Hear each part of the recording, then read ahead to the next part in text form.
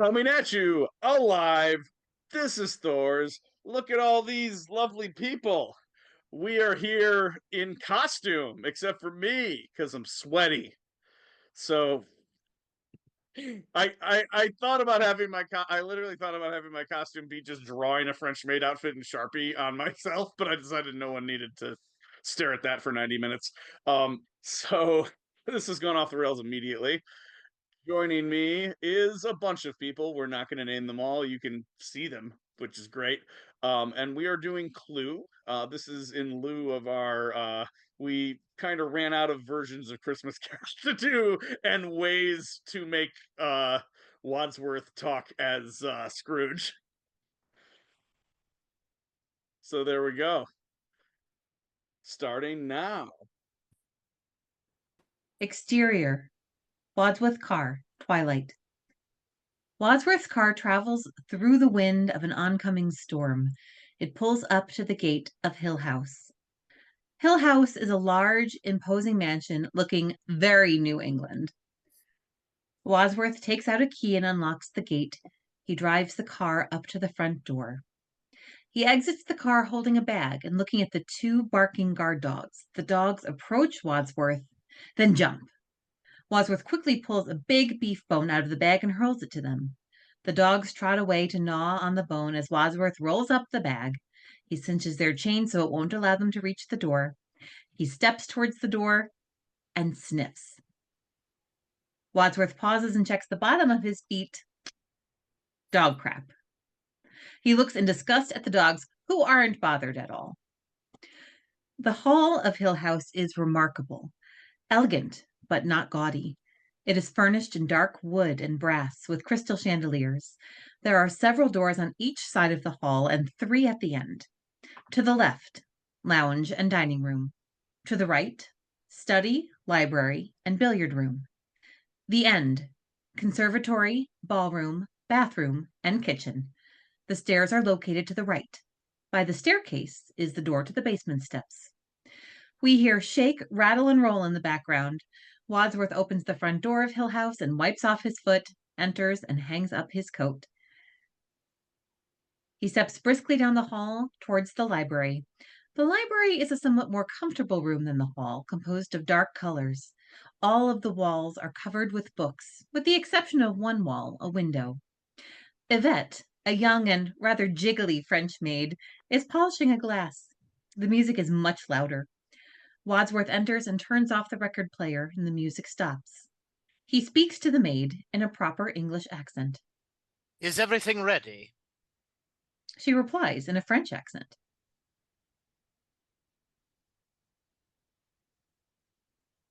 I was trying to highlight my lines, and that's something I probably could have done before we started recording. But sorry, give me 30 seconds. This is going swimmingly. My first line. Page 4. Thank you. Yeah, I just managed to crush my computer by trying to open Adobe Acrobat because I hadn't opened it in 5 years.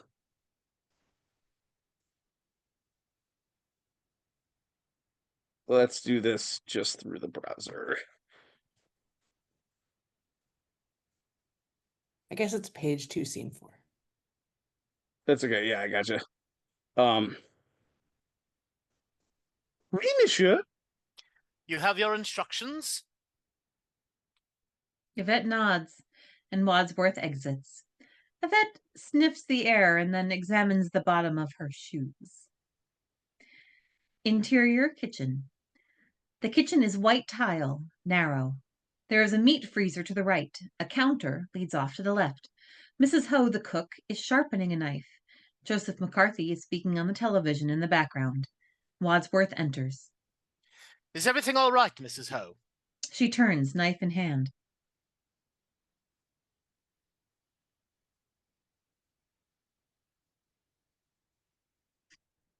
As much as this beguiles us, this is Tyler's part. Wait, is it really? Yes. Sweet. I thought I was just narrating. We had a whole conversation about it. Like, I was like, can you read this and see if you think you can do it without being offensive? And you were like, yup. And then thought a lot about it. Excellent. Yeah, obviously I can obviously remembered that happened. Okay, hold on, wait, I can do it. Oh gosh, no, I don't want to update things. Stop. Yes, I want to cancel the update. Oh. Stop. Ah, boy, oh boy, oh boy. All right. It's gonna be the first 5-hour version of Clue. Probably not the first. Dinner will be ready at 7:30. The doorbell rings. Wadsworth exits the kitchen. A man is standing by the front door being growled at by the dogs. He is not comfortable. Wadsworth opens the door. Good evening. Good evening. I don't know if... Yes, indeed, sir. You are expected, Colonel. May I take your coat? It is Colonel Mustard, isn't it? No, that is not my name. My name is Colonel... Pardon me, sir, but tonight you may well feel obliged to my employer for the use of an alias. Mustard sniffs around and checks his shoe as Wadsworth hangs his coat. The pair start across the hall. And who are you, sir? I'm Wadsworth, sir, the butler. They enter the library, where Yvette is. Yvette, will you attend to the Colonel and give him anything he requires? Within reason, that is. Wadsworth exits, closing the doors behind him. The doors have books on the back of them and so look like a part of the wall. Oh, Wadsworth, I was... Mustard turns to discover the doors have disappeared. The bell rings. A woman dressed in black stands there. Wadsworth opens the door. Do come in, madam. You are expected. Do you know who I am? Only that you're to be known as Mrs. White. Yes, it said so in the letter. But why? Wadsworth removes her coat with a brilliantly white inside. Mrs. White sniffs and checks her shoe. They also go to the library. Yvette and Colonel Mustard are here. Mustard is sipping cognac and glancing at Yvette. The doors open, the left one, into Colonel Mustard. Ah, may I introduce you? Mrs. White, this is Yvette, the maid.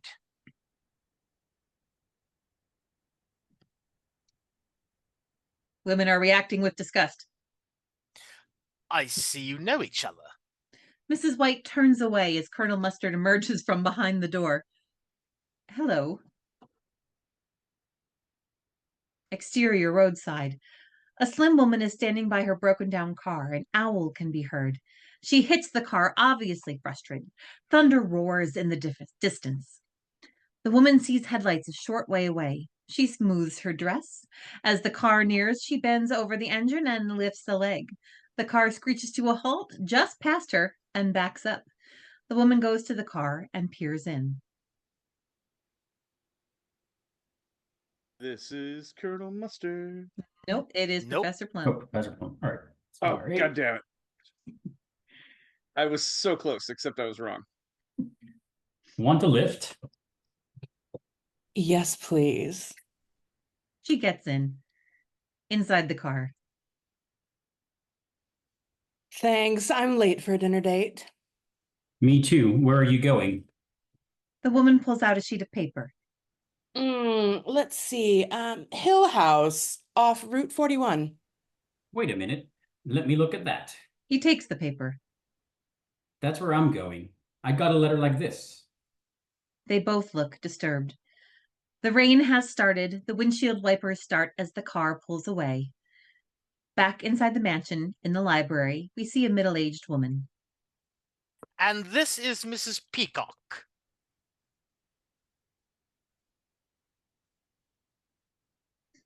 How do you do? Hello. Yvette, will you go and check that dinner will be ready as soon as all the guests have arrived? Yvette nods. Mrs. Peacock stares disapprovingly at Yvette's exposed cleavage. Yvette exits the library and the doorbell rings. It is now raining quite hard. A man is standing at the door, much like Colonel Mustard was. The dogs, of course, are growling. Wadsworth opens the door. Is this the right address to meet Mr. Body? Oh, you must be Mr. Green. Yes. Sit! Green frantically sits on a bench by the door. No, not you, sir. Mr. Green sheepishly gets up and enters the house. Back in the man's car, It should be just off there. they can see the view of Hill House from the front gate. That must be it. Lightning crashes illuminating the house. Why is the car stopped? It's frightened. The car is started again and it rolls up the driveway. Inside, lightning crashes again, making Mr. Green gulp. Back outside, the man and woman exit their car and run for the front door. The man shields the woman from the now heavy rain. What a godforsaken place. He squeezes one of the woman's buttocks. She shakes his hand off, looking disgusted. The door opens, revealing Wadsworth. Professor Plum. And Miss Scarlet. I didn't realize you were acquainted. We weren't. They enter. In the library, the doors open to reveal Professor Plum and Miss Scarlet. May I present Professor Plum and Miss Scarlet? Nods all around. Plum and Scarlet receive wine glasses from Yvette, whom Plum eyes. Professor Plum clinks glasses with Miss Scarlet, who looks annoyed. Of course, since you've each been addressed by pseudonym, you'll have realized that nobody here is being addressed by their real name. The guests glance around suspiciously. Mrs. Ho bangs a gong once, fiercely. Inside the library, the gong is heard a second time. Mr. Green jumps at the sound, dumping his champagne on Mrs. Peacock. Ah, dinner. Green hands Peacock his glass and starts to mop her up as she clucks. I'm sorry. I'm a little accident prone. The guests cross to the dining room. The dining room is elegant, in similar decor to the hall, but it is somewhat more comfortable. However, the room is still small. At one end, there is a door and a metal partition, both leading to the kitchen. The guests file in. You'll find your names beside your places. Please be seated. The guests, except for Colonel Mustard, find their places and sit. Wadsworth sets Miss Scarlet's drink on the table, to her pleasure. Is this place for you? Oh, indeed, no, sir. I'm merely a humble butler. And what exactly do you do? I buttle, sir. Which means what? The butler is head of the kitchen and dining room. I keep everything tidy. That's all. Colonel Mustard attempts to continue, but is interrupted by Mrs. Peacock.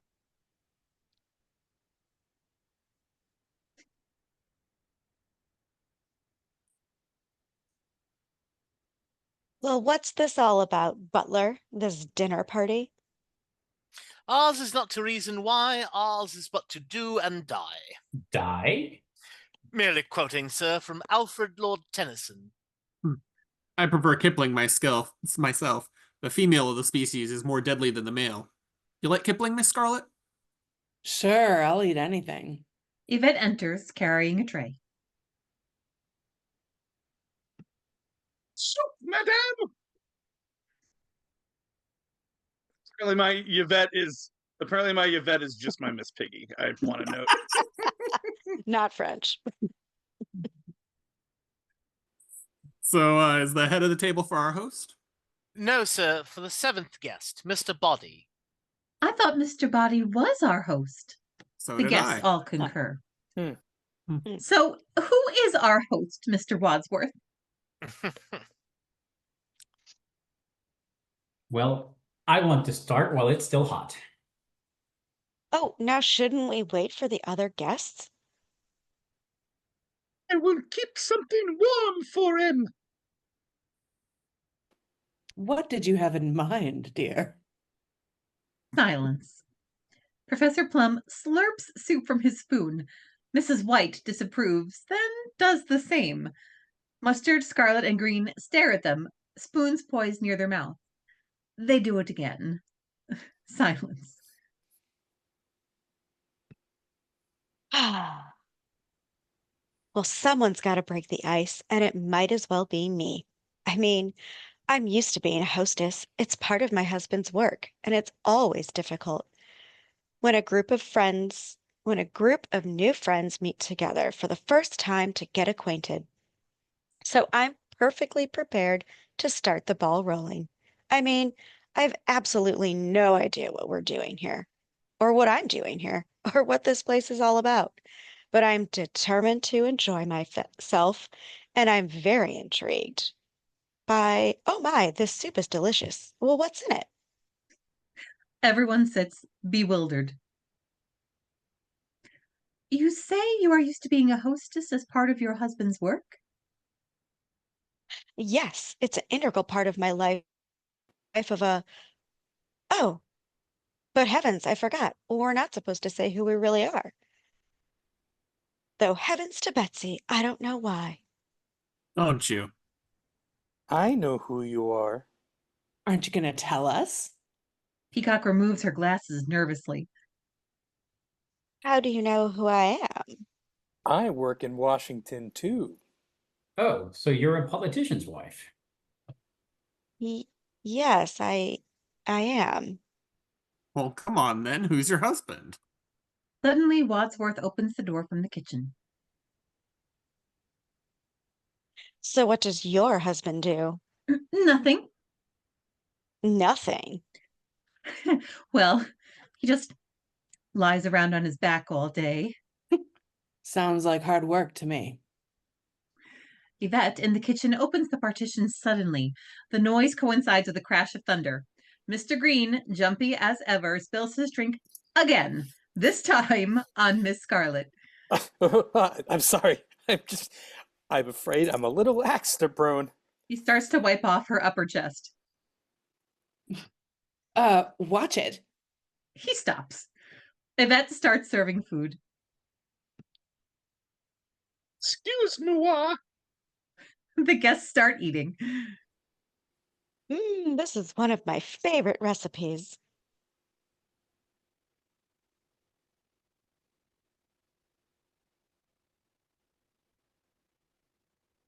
Wadsworth.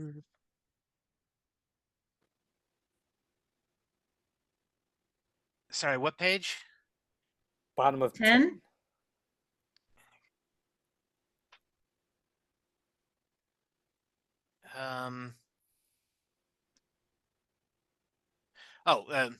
Sorry, could you give me that again?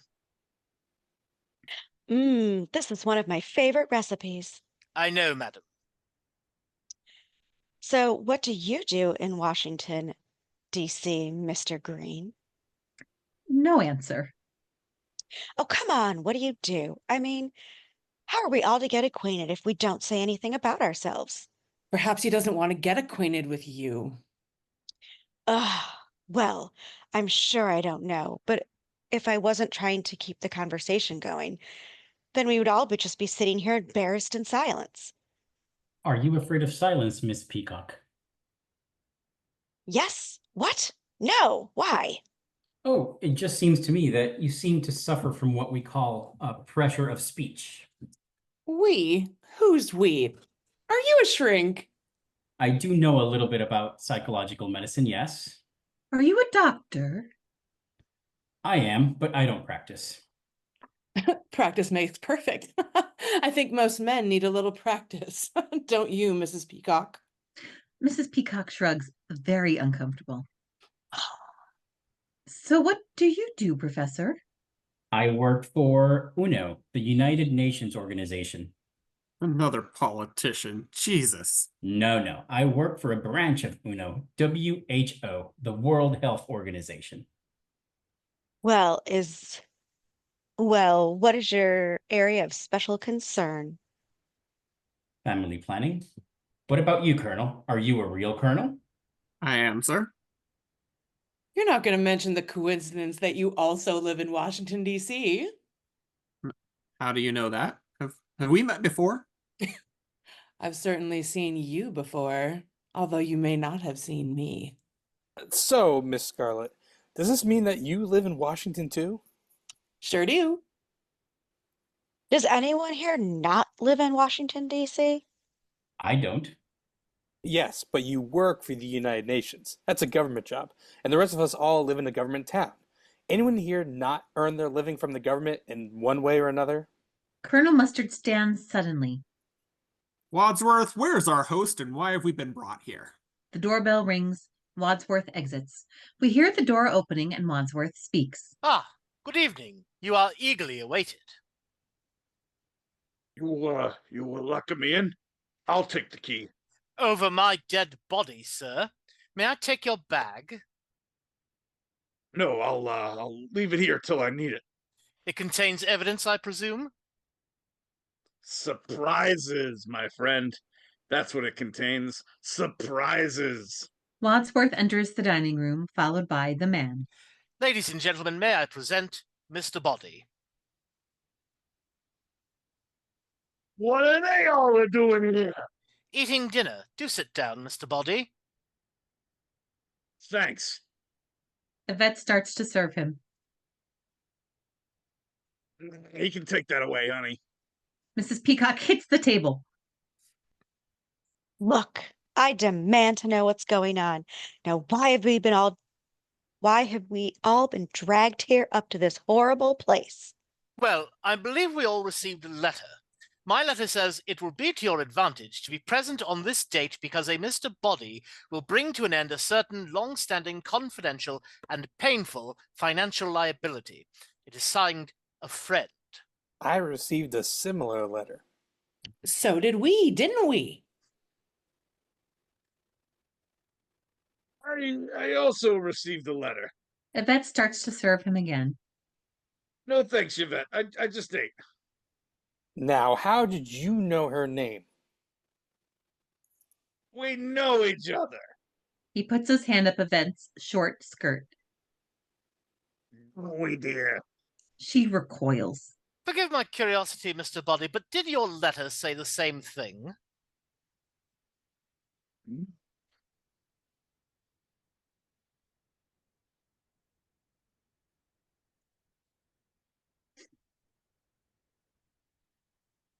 Wadsworth. I haven't heard you say your line yet. That's right. Oh no, I said it too deep. I was like, no, but I said it all No, baritone, and it didn't. And my range blocker blocked out. Excuse me. Let me try that again. No. I see. Can I interest any of you in fruit or dessert? No takers. In that case, may I suggest we adjourn to the study for coffee and brandy, at which point I believe our unknown host will reveal his intentions. They retreat to the study. The study is by far the most comfortable room we've seen so far. It is decorated in subdued tan colors. There are several couches, a bookshelf, a table with drinks, and a desk. The guests enter and look around for their host. Well, there's no one here. Please help yourselves to brandy and be seated. Wadsworth goes to the desk and takes a manila envelope. It reads, "For Wadsworth. Open after dinner." Mind if I smoke? Professor Plum, seated next to Miss Scarlet, lights her cigarette. Wadsworth opens the envelope and peruses the contents. Ladies and gentlemen, I'm instructed to tell you what you all have in common with each other. Unless you would care to do the honors, Mr. Body? Why me? They know who I am? I don't think so. You've never identified yourself to them, I believe. Mr. Body stands suddenly. It's a hoax. I suggest we all leave. He takes off out the study door, Wadsworth in pursuit. I'm sorry, sir. You cannot leave this house. Mr. Body goes to the front door. Wadsworth follows, and he is followed by the other guests. Well, who's gonna stop me? There's no way out. Mr. Body tries the front door. It's locked. All the windows have bars. All the doors are locked. This is an outrage. You can't hold us prisoner. The guests, in confusion, agree. Ladies and gentlemen, please return to the study. Everything will be explained. The guests file unhappily back into the study. Mr. Body walks past Wadsworth towards the rear of the hall. You too, Mr. Body. Body starts running. Other way! He pursues Mr. Body into the conservatory. The conservatory is humid with plants all around. 3 of the walls are brick and the 4th is glass, leading to the outside. The rain can be heard and seen against the glass. Mr. Body runs in, picks up a brick, and prepares to throw it through the glass as Wadsworth enters. You can't get out that way. Why not? It's only glass. Suddenly, a vicious Doberman jumps at the glass, barking and snarling. Body drops the brick. Back in the study, the guests are already present as Wadsworth and Mr. Body enter. Wadsworth takes up his envelope again. Ladies and gentlemen, you all have one thing in common. You're all being blackmailed. For some considerable time, all of you have been paying what you can afford, and in some cases, more than you can afford, to someone who threatens to expose you. And none of you know who's blackmailing you, do you? Oh, please. I've never heard of anything so ridiculous. I mean, nobody could be blackmailing me. My life is an open book. I've never done anything wrong. Anybody else wish to deny it? The guests look at each other, but no one responds. Very well. As everyone here is in the same boat, there's no harm in my revealing some details, and my instructions are to do so. Thank you, Yvette. So dismissed, Yvette leaves. Mr. Body's eyes follow her out.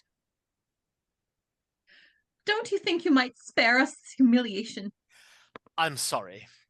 Professor Plum, you were once a professor of psychiatry, specializing in helping paranoid and homicidal lunatics suffering from delusions of grandeur. Yes, but now I work for the United Nations. So your work has not changed. But you don't practice medicine at the UN. His license to practice has been lifted, correct? Why? What did he do? You know what doctors aren't allowed to do with their lady patients? Yeah? Well, he did. Oh, how disgusting. Are you making moral judgments, Mrs. Peacock? How then do you justify taking bribes in returning for delivering your husband Senator Peacock's vote to certain lobbyists? Oh, my husband's a paid consultant. There's nothing wrong with that. Not if it's publicly declared, perhaps, but if the payment is delivered by slipping used greenbacks in plain envelopes under the door of the men's room, how would you describe that transaction? I'd say it stinks. Well, how would you know? Were you in the men's room? So it's true. No, it's a vicious lie. I'm sure we're all glad to hear that. But you've been paying blackmail for over a year now to keep that story out of the papers. Well, I am willing to believe you. I, too, am being blackmailed for something I didn't do. Me too. And me. Not me. You're not being blackmailed? Oh, I'm being blackmailed, all right. But I did what I'm being blackmailed for. What did you do? Well, to be perfectly frank, I run a specialized hotel and a telephone service, which provide gentlemen with the company of a young lady for a short while. Plum is very interested. He pulls out a pen and notepad. What's the phone number? Miss Scarlet rolls her eyes. So, how did you know Colonel Mustard works in Washington? Is he one of your clients? Certainly not. I was asking Miss Scarlet. Well, you tell him it's not true. It's not true. Is that true? No, it's not true. Haha! So it is true. A double negative. Double negative? You mean you have photographs? That sounds like a confession to me. In fact, the double negative has led to proof positive. I'm afraid you gave yourself away. Are you trying to make me look stupid in front of the other guests? You don't need any help from me, sir. That's right. Mustard realizes what he just said. But seriously, I don't see what's so terrible about Colonel Mustard visiting a house of ill fame. Puts his hand on Scarlet's leg. Most soldiers do, don't they? Oh, please. But he holds a sensitive security post in the Pentagon, and Colonel, you drive a very expensive car for someone who lives on a colonel's pay. I don't. I came into money during the war when I lost my mommy and daddy. Wadsworth is puzzled, but soon recovers. Mrs. White, you've been paying our friend the blackmailer ever since your husband died under, shall we say, mysterious circumstances.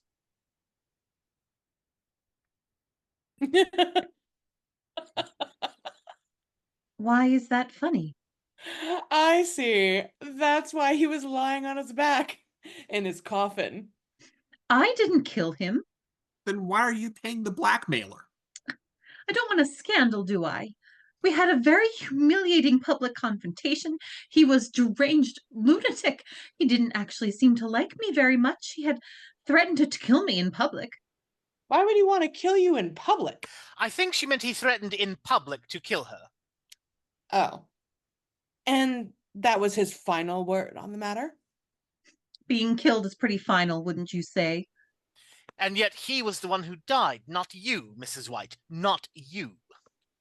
What did he do for a living? He was a scientist, nuclear physics. What was he like? He was always a rather stupidly optimistic man. I mean, I'm afraid it came as a great shock to him when he died. But he was found dead at home. His head had been cut off, and so had his, you know. The men in the room all crossed their legs. I had been out all evening at the movies. Do you miss him? Well, it's a matter of life after death. Now that he's dead, I have a life. But he was your second husband. Your first husband also disappeared.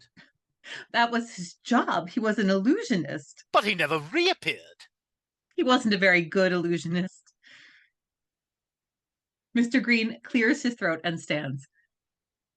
I have something to say. I'm not going to wait for Wadsworth here to unmask me. I work for the State Department, and I'm a homosexual. Wadsworth, wide-eyed, looks for Green's file. Mrs. Peacock clucks in disgust. I feel no personal shame or guilt about this, but I must keep it a secret or I'll lose my job on security grounds. Thank you. Mr. Green sits back down next to Professor Plum, who rapidly stands and walks away. Well, that just leaves Mr. Body. What's your little secret? His secret? Oh, hadn't you guessed? He's the one who's blackmailing you all. Lightning crashes. Mr. Body looks very satisfied. You bastard! The guests advance on Mr. Body as he stands. Colonel Mustard challenges Mr. Body to a fight boxing style. Put him up! Mr. Body steps on the Colonel's toes and pokes him in the eyes. Gentlemen! You can't fight fairly, don't fight at all! You call me the bastard? Mr. Green and the others try to separate them as Colonel Mustard recovers and Mr. Body goes for him. Mrs. White decides to take matters into her own hands and knees Mr. Body in the crotch. Was that necessary, Mrs. White? Wait, the police are coming! The guests disapprove. Listen, blackmail depends on secrecy. You've all admitted how he's been able to blackmail you. All you have to do is tell the police, he'll be convicted, and your troubles will be over. It's not so easy. You'll never tell the police. Then I shall. I have evidence in my possession, and this conversation is being tape recorded. We flash to Yvette in the billiard room, drinking cognac and listening to a tape recorder that is recording. Point of order. Tape recordings are not admissible evidence. Ladies and gentlemen, the police will be here in about 45 minutes. Tell them the truth, and Mr. Body will be behind bars. Mr. Body goes for the hall. Wadsworth stops him. What are you going to do this time? I think I can help them make up their minds. Can I just get my little bag from the hall? Mr. Body gets his bags from by the front door and returns to the study. He opens his luggage. Who can guess what's in here, eh? The evidence against us, no doubt. Mr. Body starts handing out boxes, each with a different size and shape. We didn't know we were meeting you tonight. Did you know you were meeting us? Oh, yes. What were you told precisely? Merely that you were all meeting to discuss our little financial arrangements. And if I did not appear, Wadsworth would be informing the police about it all. Naturally, I could hardly resist putting in an appearance. He finishes handing out the packages and elbows his way to the door. Excuse me. Eyeing the packages, he says, Open up. Why not? I enjoy getting presents from strange men. In Scarlett's package is a candlestick. A candlestick. What is this for? Mrs. White opens her box and reveals a rope tied in a noose. I just gotta say, I really appreciate you having an actual thick-ass rope. That's so fun. That's right. I got this is my whole noose that I made. Candlestick, I see you, Miss Scarlett. I see you. Mr. Green takes his box in one hand. He opens it and lets the contents fall into his other hand. A bent lead pipe. Colonel Mustard opens his box and pulls out a heavy wrench. Professor Plum takes the lid off his package and looks in. He gingerly pulls out a revolver. Finally, the camera reveals Mrs. Peacock, who is twirling a dagger. In your hands, you each have a lethal weapon. If you denounce me to the police, you will also be exposed and humiliated. I'll see to that in court. But if one of you kills Wadsworth, His eyes widen in shock.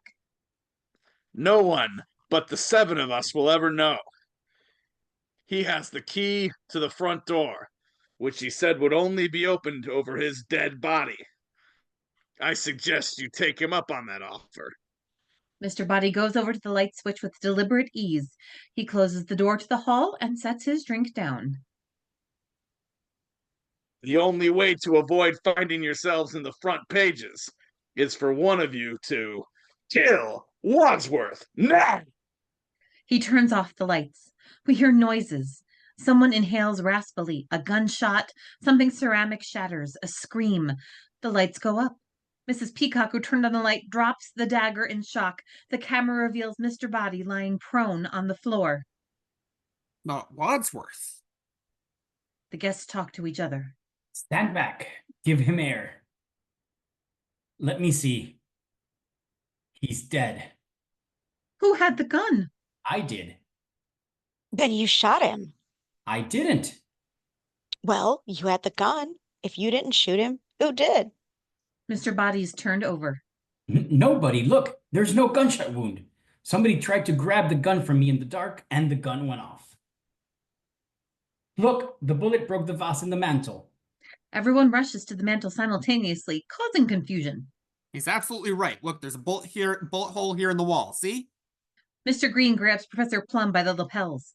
How did he die? I don't know. I'm not a forensic expert. Well, one of us must have killed him. Well, I didn't do it. Oh, I need a drink. She goes to the door and gets Mr. Body's cognac. She sips. Maybe he was poisoned. Mrs. Peacock drops the glass and revulsion and starts to scream. She will not stop. Mr. Green takes her to a sofa, offering words of comfort. She sits, but won't stop screaming. Mr. Green slaps her. I had to stop her from screaming. Was the brandy poisoned? I don't know. All the cognac has spilled out of the glass. Looks like we'll never know. Unless she dies too. They all rush over to scrutinize Mrs. Peacock, but then a scream erupts from another room. The guests gap and they run from the study into the hall. And they run into the billiard room. Mr. Green tries it. It's locked. Open up! It must be the murderer. Why would he scream? He must have a victim in there. Oh my God, Yvette! Oh my God! The doors open, the guests pour in. You're alive. Do you? What do you mean? You left me up here with a murderer, you idiot! So the murderer is in this room. Me? But where? Where? Mr. Green looks behind the door. We were all looking at him. Or her. Isn't that what Mrs. White said in the study? One of you is the killer. How did you know we said that? I was listening. But why were you screaming in here all by yourself? Yes, I am frightened. Me too. I also drink the cognac. Mon Dieu. Can't stay in here by myself. Miss Scarlet and Colonel Mustard go to Yvette. Come back to the study with us. With the murderer? There is safety in numbers, my dear. The guests leave the room. After they are gone, Wadsworth takes the tape off the spools. Inside the study. Is there no indication of how he died? No. This is terrible. This is absolutely terrible. It's not what I'd intended. Oh my God. Not what you intended. Wait, so you're not the butler?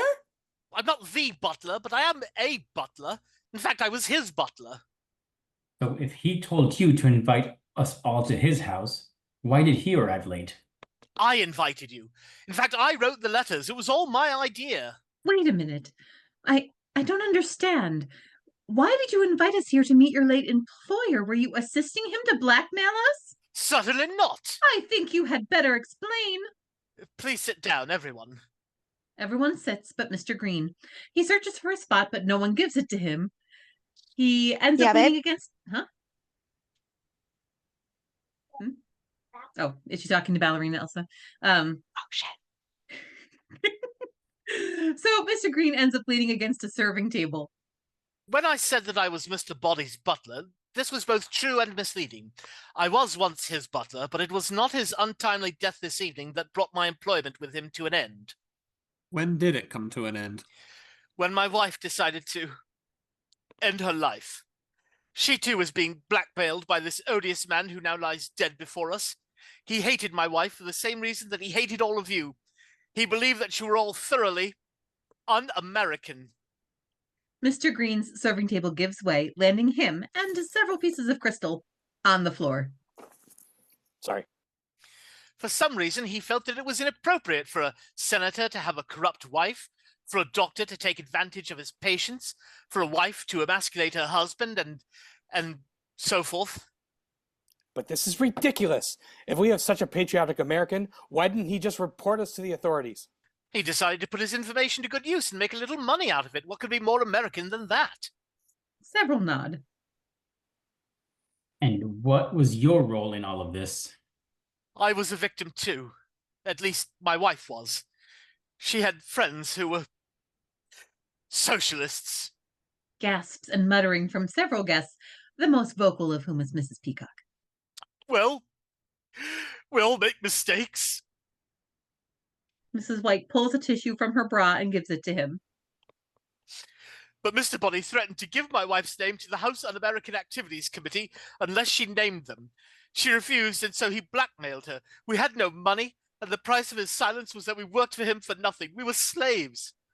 Well, to make a long story short... Too late. The suicide of my wife preyed on my mind and created a sense of injustice in me. I resolved to put Mr. Body behind bars. It seemed to be the best way to do it, and to free all of you from the same burden of blackmail was to get everyone face to face, confront Mr. Body with his crimes, and then turn him over to the police. So everything is explained. Nothing's explained. We still don't know who killed him. Well, the point is we've got to find out in the next 39 minutes before the police arrive. My God. We can't have them come here now. But how can we possibly find out which one of you did it?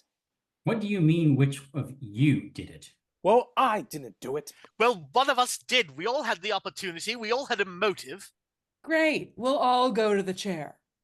Maybe it wasn't one of us. Well, who else could it have been? Who else is in the house? Only the cook. The cook! The cook! The party runs from the study to the kitchen. Inside the kitchen, they all get stuck in the door, except for Mr. Green. He steps down into the kitchen and looks around. Well, she's not here. The door to the freezer starts to open. The cook's body tumbles out into Mr. Green's arms. She now has the dagger sticking out of her back. Mrs. Ho was not, and is not, a light woman. He is having difficulty holding her. I didn't do it. Someone help me, please. Someone help me, please. Several guests go to help. One of them reaches for the knife. Don't touch it. That's evidence. Not for us. We have to find out who did this. We can't take fingerprints. I think you better explain yourself, Wadsworth. Me? Why me?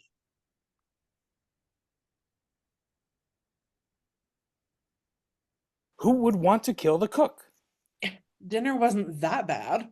How can you make jokes at a time like this? It's my defense mechanism. Some defense. If I was the killer, I would kill you next. Oh? I said if. If. Hey, come on, there's only one admitted killer here, and it is not me, it is her. I've admitted nothing. Well, you paid the blackmail. How many husbands have you had? Mine or other women's? Yours. 5. 5? Yes, just 5. Husband should be like Kleenex, soft, strong, and disposable. You lure men to their deaths like a spider with flies. Flies are where men are most vulnerable. Right. Well, if it wasn't you, then who was it? Who had the dagger anyway? It was you, Mrs. Peacock, wasn't it? No. Wait, I don't know where we are. Sorry. Yes, but I put it down Where? in the study. When? I don't know. Before I fainted. After I fainted. I don't know. I need a drink. But any of you could have picked it up. Look, I suggest we take the cook's body into the study. Why? I'm the butler. I like to keep the kitchen tidy. Into the study. The camera faces the door that leads from the study to the hall. The men are carrying the cook's body into the study, effectively blocking off the women's view. Plum drops Mrs. Ho and points. Look, What? the body's gone. Mrs. Ho is dropped.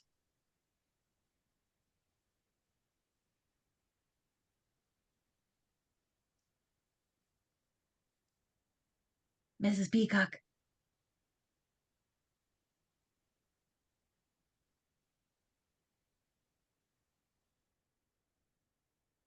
Mrs. Peacock probably says something like, "Ho, ho, ho, I want a drink." Oh. Wait, sorry. I had to plug my computer and it was dying. Also, that's not what you say. He's lying. Ah. What are you all staring at? Nothing. Well, who's there? Nobody. Nobody. No body. That's what we mean. Mr. Body's body. It's gone. Maybe he wasn't dead.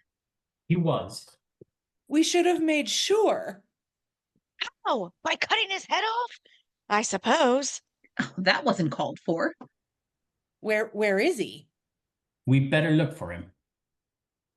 They look. Well, he couldn't have been dead.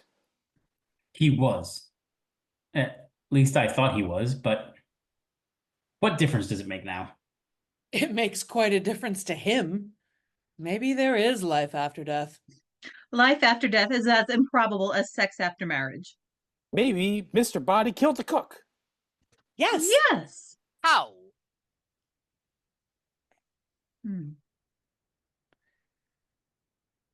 Well, if you excuse me, I have to, is there a little girl's room? Hey, madam. Well, no, I just want to powder my nose, thank you. Yvette is bewildered. Mrs. Peacock steps over Mrs. Ho's corpse into the hall. Miss Scarlet, wandering around, picks up something.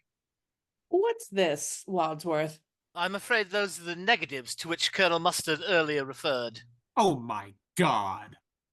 Were you planning to blackmail him, Wadsworth? Certainly not. I'd obtained them for the Colonel. I was going to give them back as soon as Mr. Body was unmasked. Very pretty. Would you like to see these, Yvette? They might shock you. I am a lady.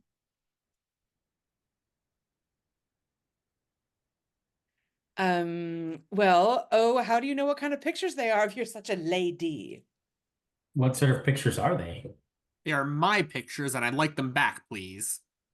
No, I'm afraid there's something in them that concerns me too. Professor Plum snatches the pictures and holds them up to the light. Let me see. Oh my.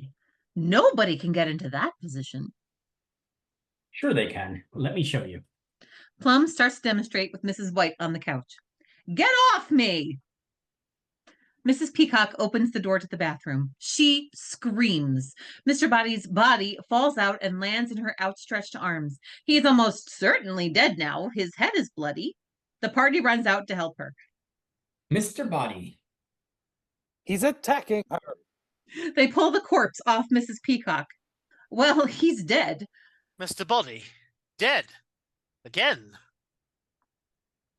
Oh my God. She's going to faint. Somebody catch her. Wadsworth goes behind Mrs. Peacock, encircling her with his arms. I'll catch you. Fall into my arms. She slips right through. Sorry. You've got blood on your hands. I didn't do it. He's got new injuries. He picks up Mr. Body's arm and lets it fall again. Well, he's certainly dead now. Why would anyone want to kill him twice? That seems so unnecessary. It's what we call overkill. It's what we call psychotic. As he wasn't dead before. What's the difference? That's what we're trying to find out. We're trying to find out who killed him and where and with what. There's no need to shout. I'm not shouting. All right, I am. I'm shouting, I'm shouting, I'm shouting. At which point, the candlestick, which had been nestled above the bathroom door, falls and hits him on the head. Wadsworth hits the floor. Inside the study, Mrs. Peacock has evidently recovered somewhat. The women are taking the heavier Mrs. Ho into the room. The men have the lighter Mr. Body. The guests make groans of exertion. Colonel Mustard is issuing orders. Okay, put the corpses on the sofa. Ladies first. They plop Mrs. Ho on the sofa. Wadsworth enters, holding ice to his head. Careful, don't get blood on the sofa. Sorry, I was thinking about, do you think the lady who played Mrs. Ho does like Comic Cons? Anyway, how do we do this? The dagger will go further into her back. Tip her forward over the arm. They do so. Now, Mr. Body. More sounds of exertion. Colonel Mustard nods. Professor Plum is stuck on the couch between the two corpses. Rather than move, he decides to make himself comfortable.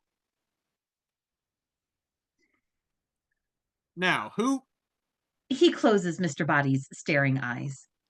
had access to the candlestick? It was given to you. Yeah, but I dropped it on the table. Anyone could have picked it up. You? Him? Wadsworth starts going around the room, picking up weapons. Look, we still have all these weapons. The gun, the rope, the wrench, the lead pipe. Let's put them all in this cupboard and lock it. There's a homicidal maniac about. He locks the weapons in the cupboard. Everyone states their approval.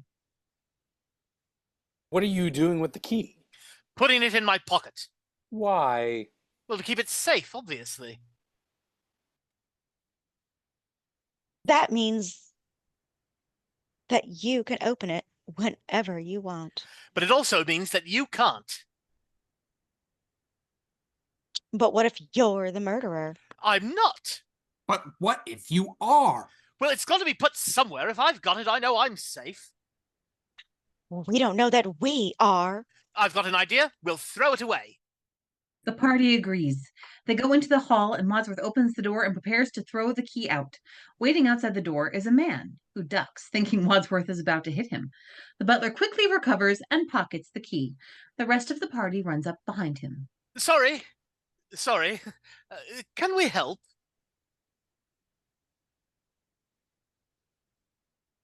I forget to cast the man. I think I forgot to cast the man. I'll just be This the is the man. motorist. Oh, this is the same as the motorist. Okay, Yes. perfect. Sorry, I was on mute. No, it's okay. There is always a chance that I mess this up. I did like your little song about not casting the man, though. That was good. I'm sorry. I didn't mean to disturb the whole household, but my car broke down out here, and I was wondering if I could use your phone. Just a moment, please. The party huddles together and discusses it. The motorist looks rather confused. After a time, the group turns to the motorist. Very well, sir. Would you care to come in? Well, where is it? What, the body? The phone. What body? Well, there's nobody. There's nobody. There's nobody in the study. No, No. no. No. But I think there's a phone in the lounge. Thank you. Wadsworth leads the motorist inside and indicates the phone in the lounge. When you finish your call, perhaps you'd be good enough to wait here? It is not a question. Certainly. Wadsworth exits the lounge, closes the door, and locks it. Colonel Mustard comes up behind him and puts a hand on his shoulder, Ah! surprising Wadsworth. Where's the key? In my pocket. Not that key. The key to the cupboard with the weapons. You still wish to eat me? You still wish me to throw it away? Yes. Yes. Wadsworth takes the key from his pocket and throws it out the front door. We see it land on the cement and bounce into the foliage. Wadsworth closes the door. Well, what now? Wadsworth, let me out. No. Why not? We've got to know who did it. We're all in this together now. If you leave, I'll say that you killed them both. Me too. Mrs. White rubs against Wadsworth. Oh, Wadsworth, I'll make you sorry you ever started this. One day, when we're alone together. Mrs. White, no man in his right mind would be alone together with you. Well, I could use a drink. General agreement. Colonel Mustard goes to the study and looks in. Just checking. Everything all right? Yep, 2 corpses. Everything's fine. In the library, Colonel Mustard pours himself a tall glass of whiskey. Anyone else want a whiskey? Yeah, over here. Colonel Mustard fills 3 other glasses at once, spilling the drink all over the table. All right, look. Lost where I was. All right, look. Pay attention, everybody. Wadsworth, am I right in thinking there's nobody else in this house? No. So there is someone else in this house. No, sorry, I said no, meaning yes. No meaning yes? Look, I want a straight answer. Is there someone else or isn't there? Yes or no? No. No, there is or no, there isn't? Yes. Mrs. White breaks her glass against the fireplace. Please! Don't you think we should get that man out of the house before he finds out what's been going on here? She tosses the remains of her glass into the air. It shatters on the hearth. Yeah. How can we throw him outside within this weather? If we let him stay in the house, he may get suspicious. If we throw him out, he may get even more suspicious. I were him, I'd be suspicious already. Oh, my goodness. Who cares? That guy doesn't matter. Let him stay. Locked up for another half an hour. The police will be here by then. And then there are 2 dead bodies in the study. Well, there's still some confusion as to whether or not there's anybody else in the house. I told you there isn't. There isn't any confusion, or there isn't anybody else? Either. Or both. Just give me a clear answer. Certainly. What was the question? Is there anybody else in the house? No! No!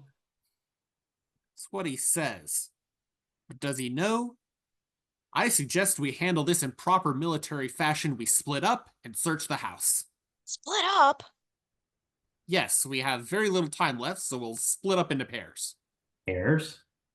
Yes. Wait a minute. Suppose that one of us is the murderer. If we split up into pairs, whichever one is left with the killer might get killed. Then we will have found out who the murderer is. But the other half of the pair would be dead. This is war, Peacock. You cannot... Casualties are inevitable. You cannot make an omelet without breaking eggs. Every cook will tell you that. But look what happened to the cook. Colonel, are you willing to take that chance? What choice have we? None. I suppose you're right. Decor! But it is dark upstairs, and I am frightened of the dark. Who will go with me? I'm going to talk like that from now on, just in everyday life. I will. I will. No, thank you. I suggest we all draw lots for partners. He takes long matchsticks from near the fireplace. In the kitchen now, Wadsworth is using a knife to cut the long matchsticks into different lengths. He prepares them in his hand so the matches' lengths can't be seen. Ready? The 2 shortest together, the next 2 shortest together, agreed?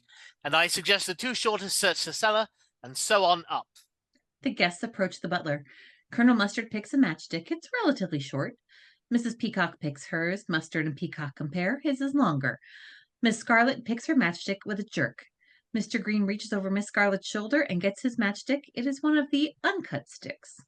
Colonel Mustard and Mr. Green compare. It is not even close. Yvette selects her stick. It's another long one. Colonel Mustard and Miss Scarlet compare. They match, putting them together on the ground floor. Miss Scarlet looks disgusted. Mrs. White selects hers. In the background, the party tries to match sticks. Professor Plum picks his matchstick. Wadsworth takes what is left. Mrs. White steps up to Wadsworth and pairs his matchstick. They're going to the second floor. Professor Plum walks by Yvette and a distraught Mr. Green, who are going to the attic together. Mr. Plum matches cellar matchsticks with Mrs. Peacock. It's you and me, honey bunch. Oh, God. We see the party as it splits up. Wadsworth and Mrs. Green start up the stairs, as do Mr. Green and Yvette. Professor Plum and Mrs. Peacock stop, unsure of where to go. Wadsworth pauses on a step and indicates the door under the staircase. The cellar. Colonel Mustard and Miss Scarlet stop in the middle of the hall. Well, we know what's in the study. We've just come from the library and the stranger's locked up in the lounge. Let's go to the billiard room again. They go to the billiard room. Professor Plum opens the door to the cellar. Mrs. Peacock reaches in and turns on the light. They enter cautiously. Now on the second floor. The storm is still visible around Hill House. Visible from a second-story window. Wadsworth and Mrs. White walk down the hallway as Mr. Green and Yvette start climbing the stairs to the attic. We hear thunder and rain. Interior of the attic. Darkness. We don't know exactly where we are. Suddenly a light turns on. We see both Mr. Green and Yvette at the bottom of the attic staircase. Both of them are terrified of what may be above them. Silence. Do you want to go up in front of me? Absolutely not. I'm sure there's no one up there. Then you go in front. All right. Neither move. We hear nothing but the rain on the roof. Now on the stellar staircase, darkness. We barely see Mrs. Peacock and Professor Plum backlit at the top of the stairs. They edge down. Well, ladies first. No, you can go first. No. I insist. No, I insist. Well, what are you afraid of? A fate worse than death? No, just death. Isn't that enough? On the second floor, Mrs. White and Wadsworth are at the doors of two adjacent rooms.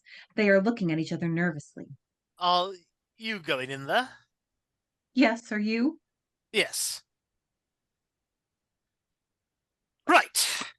Right. They look in. I don't see any light switches in there. Neither do I, but there must be switches somewhere. Shall I come in with you? No. I mean, no, thank you. They start into their rooms and then jump out simultaneously looking for each other. Now on the ground floor in the billiard room. Colonel Mustard and Miss Peacock are in the back of the corner bar. They're stooping to look in. They stand and Colonel Mustard indicates the bar's narrow egress. Ladies first. No thanks. They both head for the exit and they have to squeeze through. It's very tight fit. Colonel Mustard walks past Miss Scarlet, who is sure to keep him in sight. He grabs a pool cue from the wall. She gives a little gasp. Colonel Mustard walks over to the pool table and motions with the stick to look under it. They do. There's nothing there. Back inside the attic, Mr. Green and Yvette are still where they were at the bottom of the steps. We hear rain. And I'll be right behind you. That's why I'm nervous. Then we go together.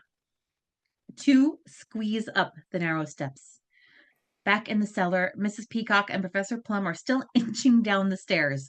Mrs. Peacock turns on the lights as Professor Plum slips on a step. This frightens Mrs. Peacock, who runs down the remaining few steps. Stay there. Back in the ground floor in the foyer, Colonel Mustard and Miss Scarlet throw open the closet door. There is nothing. On the second floor, Wadsworth is wandering in the dark. If there's anybody in here, just look out! Mrs. White is in a bedroom on the second floor, wandering like Wadsworth. Are you hiding? I'm coming. Ground floor ballroom, Colonel Mustard and Miss Scarlet are backlit. We see the hall behind them. What room is this? Search me. All right. He starts to frisk her. Get your mitts off me. He does. Back in the cellar, Mrs. Peacock sees a rat and screams. The rat crawls away. Professor Plum tenses, but starts to look around. Back in the ballroom, Colonel Mustard flips on the lights, making Miss Scarlet gasp. Nobody here. He's behind one of those curtains? She points to the curtains at the far end of the ballroom. You look. I'll search the kitchen. Colonel Mustard leaves. Miss Scarlet sighs. She starts to walk slowly towards the curtains. The curtains almost seem to be moving, but it could just be her imagination. Then there is definite movement off to the right. Scarlet stops in her tracks, trying to scream, but unable to.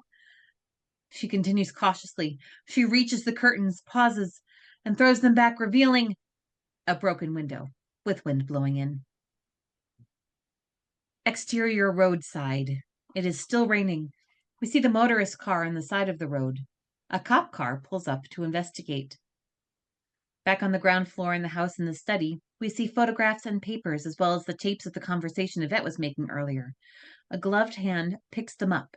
The hand throws the photos and papers into the fire. Then the tape goes in. It all burns. The hand now uses a key to unlock the cupboard with the weapons. But wasn't that key thrown away? The weapons are revealed. Back outside of the motorist car, the camera reveals a cop shining his flashlight into the car. Inside the house, the ground floor in the lounge, the motorist is making his phone call. I'm a little nervous. The camera reveals the lounge's fireplace, which is swiveling around. I'm in this big house, and I've been locked in the lounge.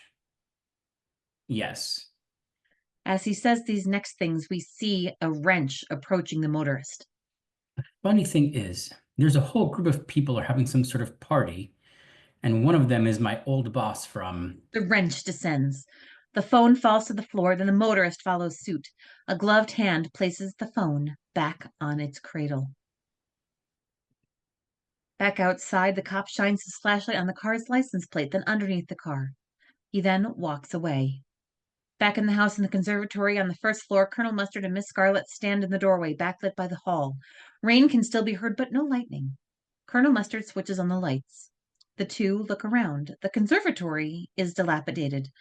There's dust and cobwebs all around. It obviously hasn't been used for some time. Miss Scarlet walks to the outer wall of windows. Rain pours down them. Colonel Mustard walks to one side and picks up something. He then takes a rag and wipes his hands off.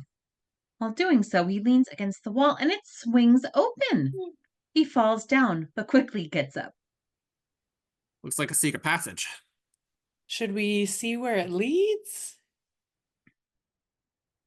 What the hell? I'll go first. I've had a good life.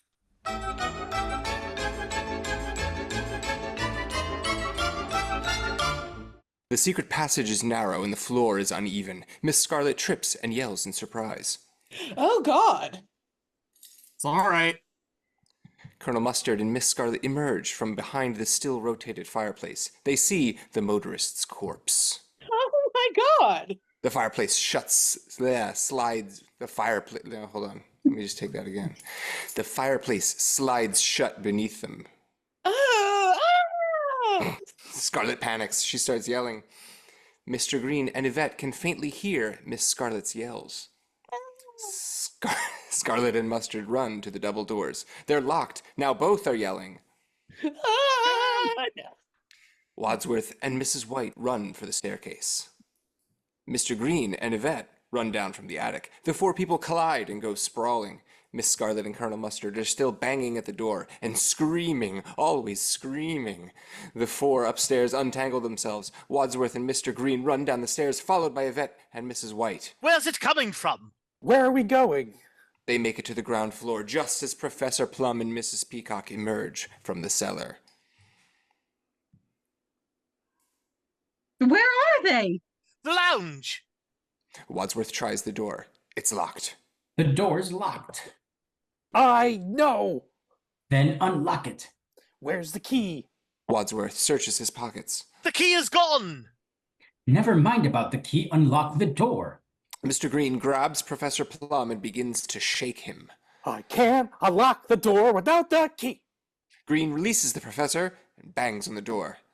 Let us in! Let us in! Let us Let out! us out! Let us Let us out! out! It's no good. Stand back. He backs up all the way across the hall to the study door. There's no alternative. I'm just going to have to break it down.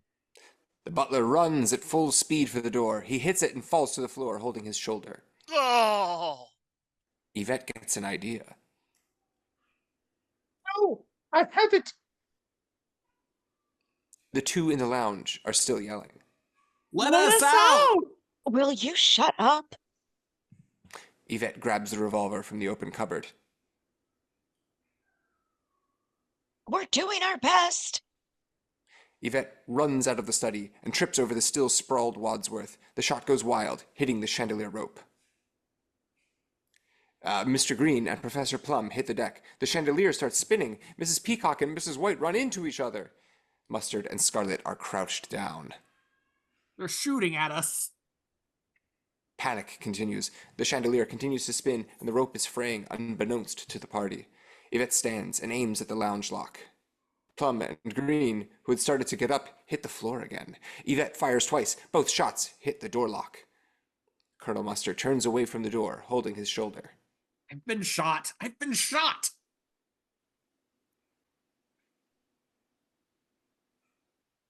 The door is open. She lowers the gun, so it is carelessly pointing in the direction of Professor Plum and Mr. Green. They scramble out of the way. The lounge door opens, and a miraculously unwounded Colonel Mustard and Miss Scarlet emerge. Why are you shooting that thing at us?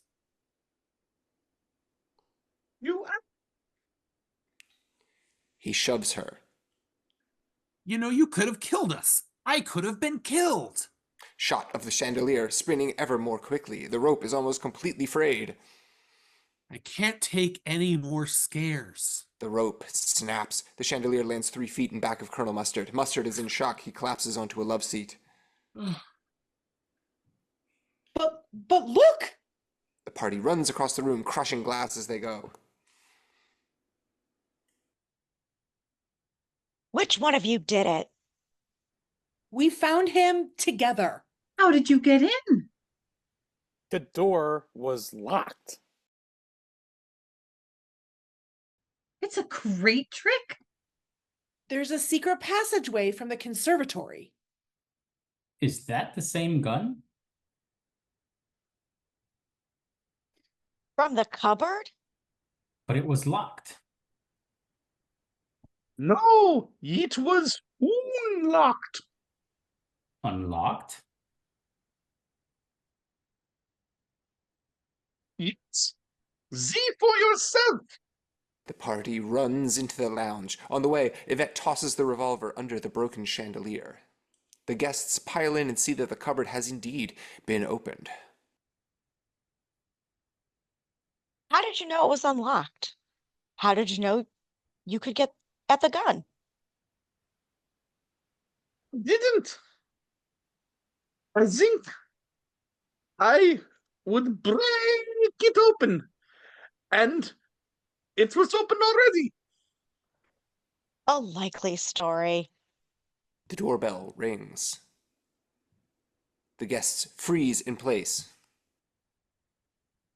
Maybe they'll just go away. The doorbell, it is still.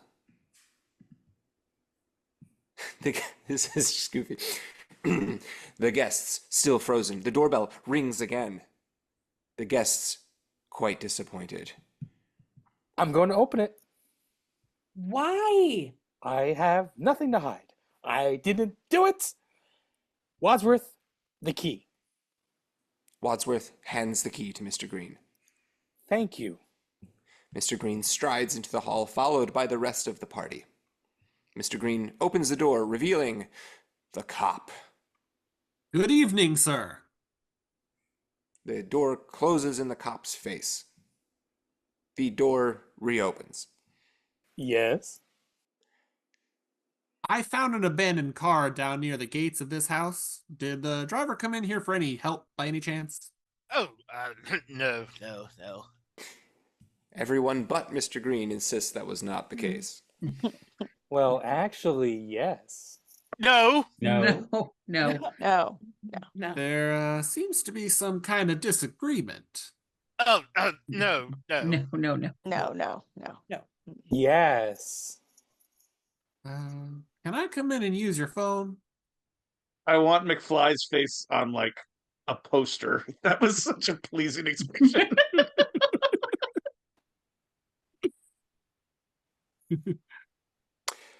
Wadsworth steps to the front door. Of course you may, sir. You may use the one in the... No. You can use the one in the... No? Would you be kind enough to wait in the, in the library? Sure. The cop sees Yvette. Don't I know you from someplace? The maid shrugs. You all seem to be very anxious about something. It's the chandelier. It fell down. Almost killed us. Would you like to come this way, please, sir? Miss Scarlet closes the door to the study suddenly and attempts to look nonchalant. The cop whirls at the sound. Professor Plum does the same to the lounge door. The cop whirls again. Frightfully drafty, these old houses. Wadsworth leads the cop in and indicates the phone. Please help yourself to a drink, if you'd like. The cop reaches for the cognac. Not the cognac, just in case. The Just in butler case of exits. what? Sorry. The butler exits and closes the door. Just in Wadsworth case of what? locks the... Oh, sorry. Sorry. Messing that up.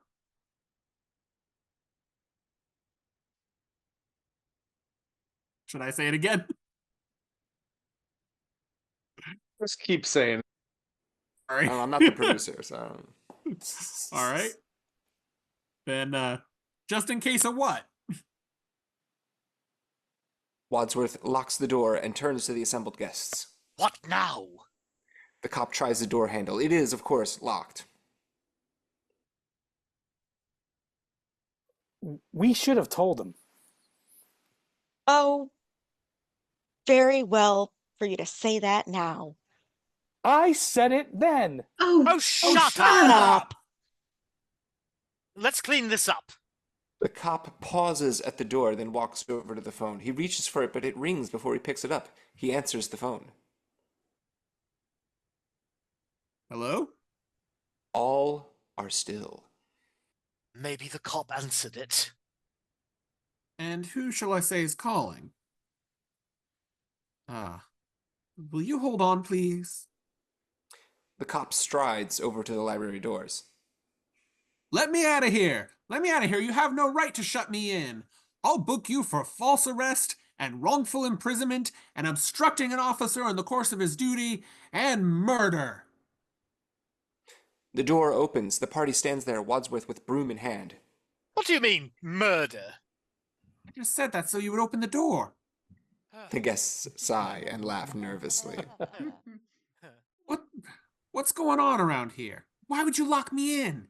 And why are you receiving phone calls from J. Edgar Hoover? J. Edgar Hoover? That's right, the head of the Federal Bureau of Investigation. What's J. Edgar Hoover? What's J. Edgar Hoover doing on your phone? I don't know. He's on everybody else's. Why shouldn't he be on mine? Excuse me. Wadsworth enters, then closes and locks the door. What's going on here? Miss Scarlet drapes herself on the cop. We're having a party. The guests laugh even more nervously than before. Mind if I look around? Sure. You can show him around, Mr. Green. Me? Yes, you can show him the dining room, the kitchen, the ballroom. Fine. Fine, officer. Come with me.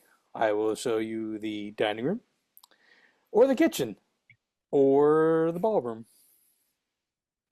The cop raises the metal partition and looks into the kitchen. make it look convincing. So, this is the dining room.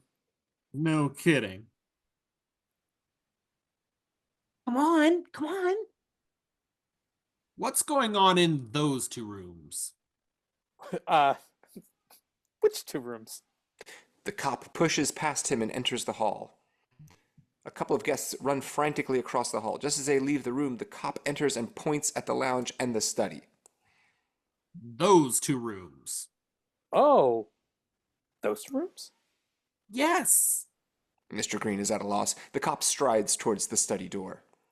Mr. Green blocks the cop's path. Officer, I don't think you should go in there.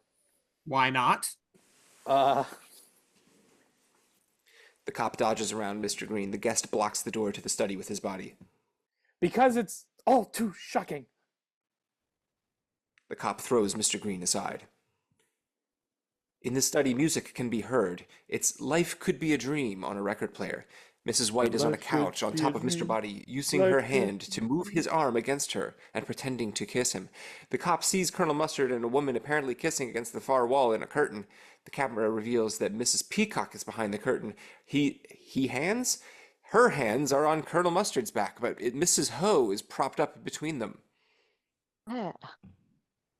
It's not all that shocking. These folks are just having a good time. Cop leaves to the hall. Mr. Green is surprised. In the lounge, Miss Scarlet pours a drink into the motorist's mouth. The motorist is propped up in a chair, drink in hand. The music can still be heard, but faintly. In the study, Colonel Mustard and Mrs. Peacock roll Mrs. Ho onto the couch. Oh my God. Just before the cop enters, Professor Plum takes Miss Scarlet onto the couch and begins kissing her. She has no choice but to follow his example. The cop comes in. Excuse me. The two lovers get up with a start.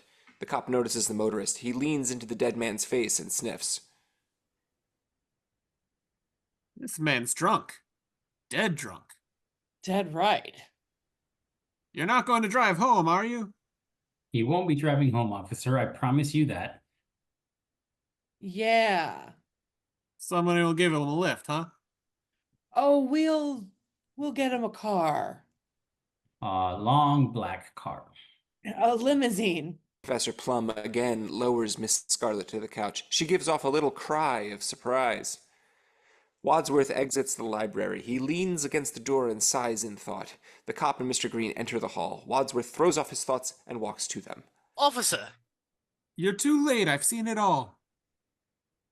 All during this conversation, Mr. Green is standing behind the cop looking at Wadsworth. Green looks mystified, but relieved.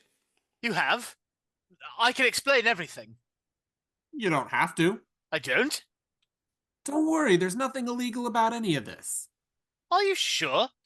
Of course, this is America. I see. It's a free country, don't you know that? I didn't know it was that free. The cop glances back at Mr. Green, who tries to look innocent. May I use your phone now? Certainly. The butler leads the cop to the library once again and locks it. The guests start to emerge into the hall. Why did you lock him in again? We haven't finished searching the house yet. Well, we're running out of time. Only 15 minutes before the police come. The police already came. Shut up! Let's get on with it. Monsieur? Monsieur? Monsieur? The guests again split up to search the house as the music continues. In the kitchen, Colonel Mustard and Miss Scarlet enter. Colonel Mustard suddenly opens a door only to have an ironing board hit him in the head.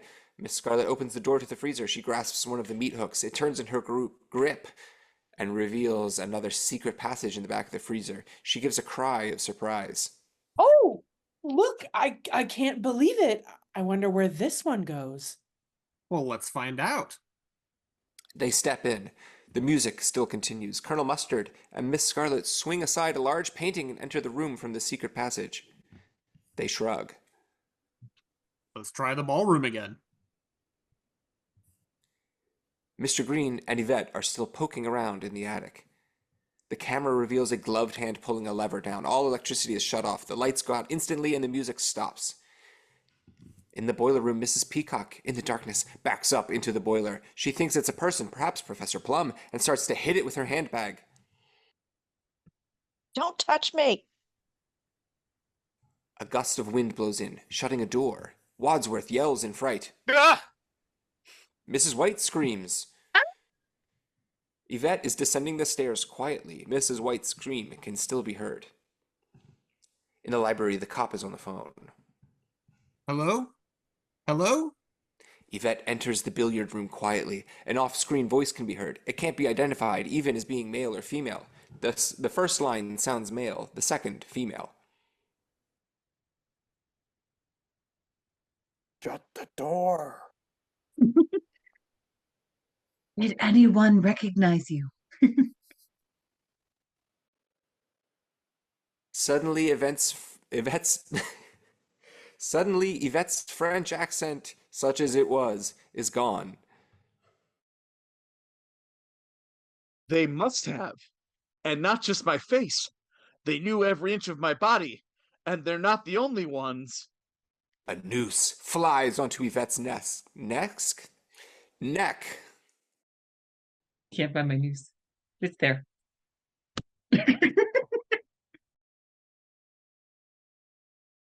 It's you!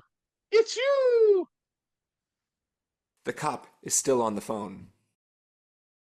Something funny going on around here. I don't know what it is. The camera reveals the door handle being silently opened. No, I'm not on duty, but I have a feeling that I'm in danger. You know that big, ugly house on top of... The lead pipe comes down softly on the phone cradle, cutting the connection off. We can see the pipe being raised behind the cop's head. Hello? Hello? Are you there? The doorbell is ringing. The front door opens. A young woman is outside. She's dressed in a uniform and strikes a pose as the door opens. I am your singing telegram. The gun fires. She falls to the ground. The door slams shut. Mr. Green, trying to get out, opens a closet. Its contents fall on him. In the bedroom, a jack-in-the-box springs open, frightening Mrs. White. She screams. In the master bedroom, Mrs. White's unintelligible yells can be heard.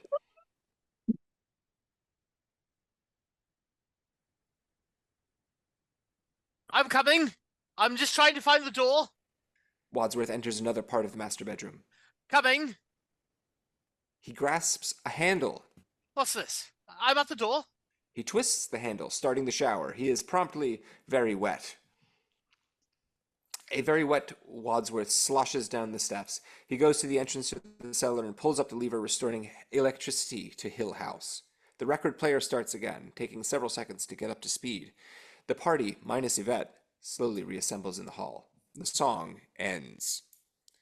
The camera reveals the guests looking in the billiard room from the hall. They see Yvette's corpse sprawled on the pool table, still with the noose on her neck, and they walk off. The camera reveals the guests looking in the library from the hall. They see the cop's corpse hung over a table. The guests stand at the door. 2 murders. Professor Plum enters the library and picks up the lead pipe. Neither of them shot. I thought I heard a gun. I did. So did I. I thought I heard the front door slam. Oh God, the murderer must have run out. The guests run towards the front door.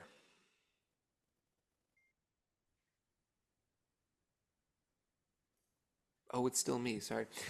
The guests open the door, seeing the singing telegram girl's body. It has a bullet hole neatly through the forehead. 3 murders. 6 altogether. This is getting serious. They close the door and lock it. The guests walk onto the main floor. No gun. Yvette dropped it here. Very well. I know who did it. You do? And furthermore, I'm going to tell you how it was all done. Follow me. He walks to the library. The guests follow. In order to help you understand what happened, I shall need to take you through the events of the evening step by step. At the start of the evening, Yvette was here, by herself, waiting to offer you all a glass of champagne. I was in the hall. I know, because I was there. Then, I hurried across to the kitchen. He waves for the guests to follow him. Wadsworth runs into the kitchen, the guests following. And the cook was in here, alive, sharpening knives, preparing for dinner. And then, Wadsworth springs up to the front door, the guests following closely. He proceeds to act out events. And the doorbell rang, and it was you, Colonel Mustard. Yes? I asked you for your coat, and I recognized you as Colonel Mustard, and I prevented you from telling me your real name because I didn't want any of you to use any of your names other than a pseudonym, and I introduced myself to you as a butler, and I ran across the hall to the library.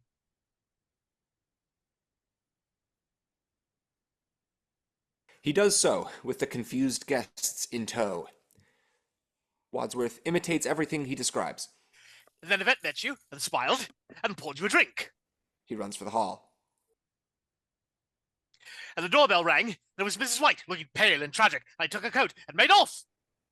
They head for the library again. And I introduced Colonel Mustard. Hello, hello. And I noticed that Mrs. White and Yvette flinched. Then there was a rumble of thunder and a crash of lightning. He demonstrates. And to make a long story short, Wait. one by one you all arrived. Wadsworth grabs the gong mallet. And then the gong was struck by the cook. He does so. And we went into the dining room. Wadsworth goes around the table, indicating chairs.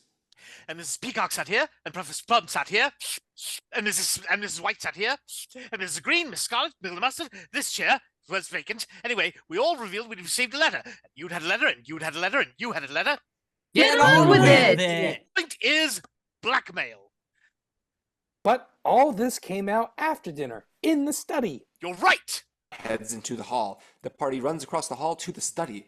The butler rushes across the room, pointing at different locations. Mrs. Green stood here, Mrs. Peacock here, and Miss Scarlet here, and Professor Plum here, and Colonel Mustard, and Mrs. White, and... Get on with it! I'm getting there! I'm getting there! And Mr. Body went to get his surprise packages from the hall, and you all opened your presents. And Mr. Body switched out the lights. Wadsworth turns off the lights. Pause. Everyone screams.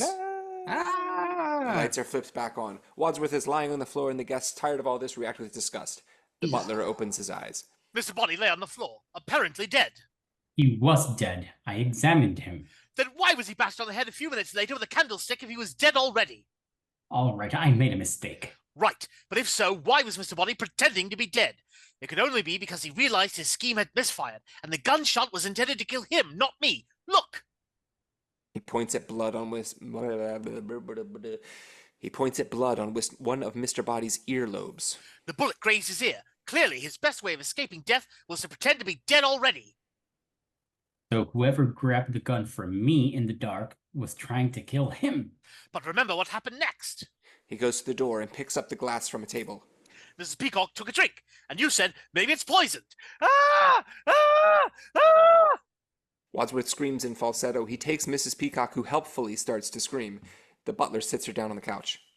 Mr. Green, slap Mr. Peacock. Well, I had to stop her screaming. Then more screaming. Yvette, the billiard room. We all rushed out.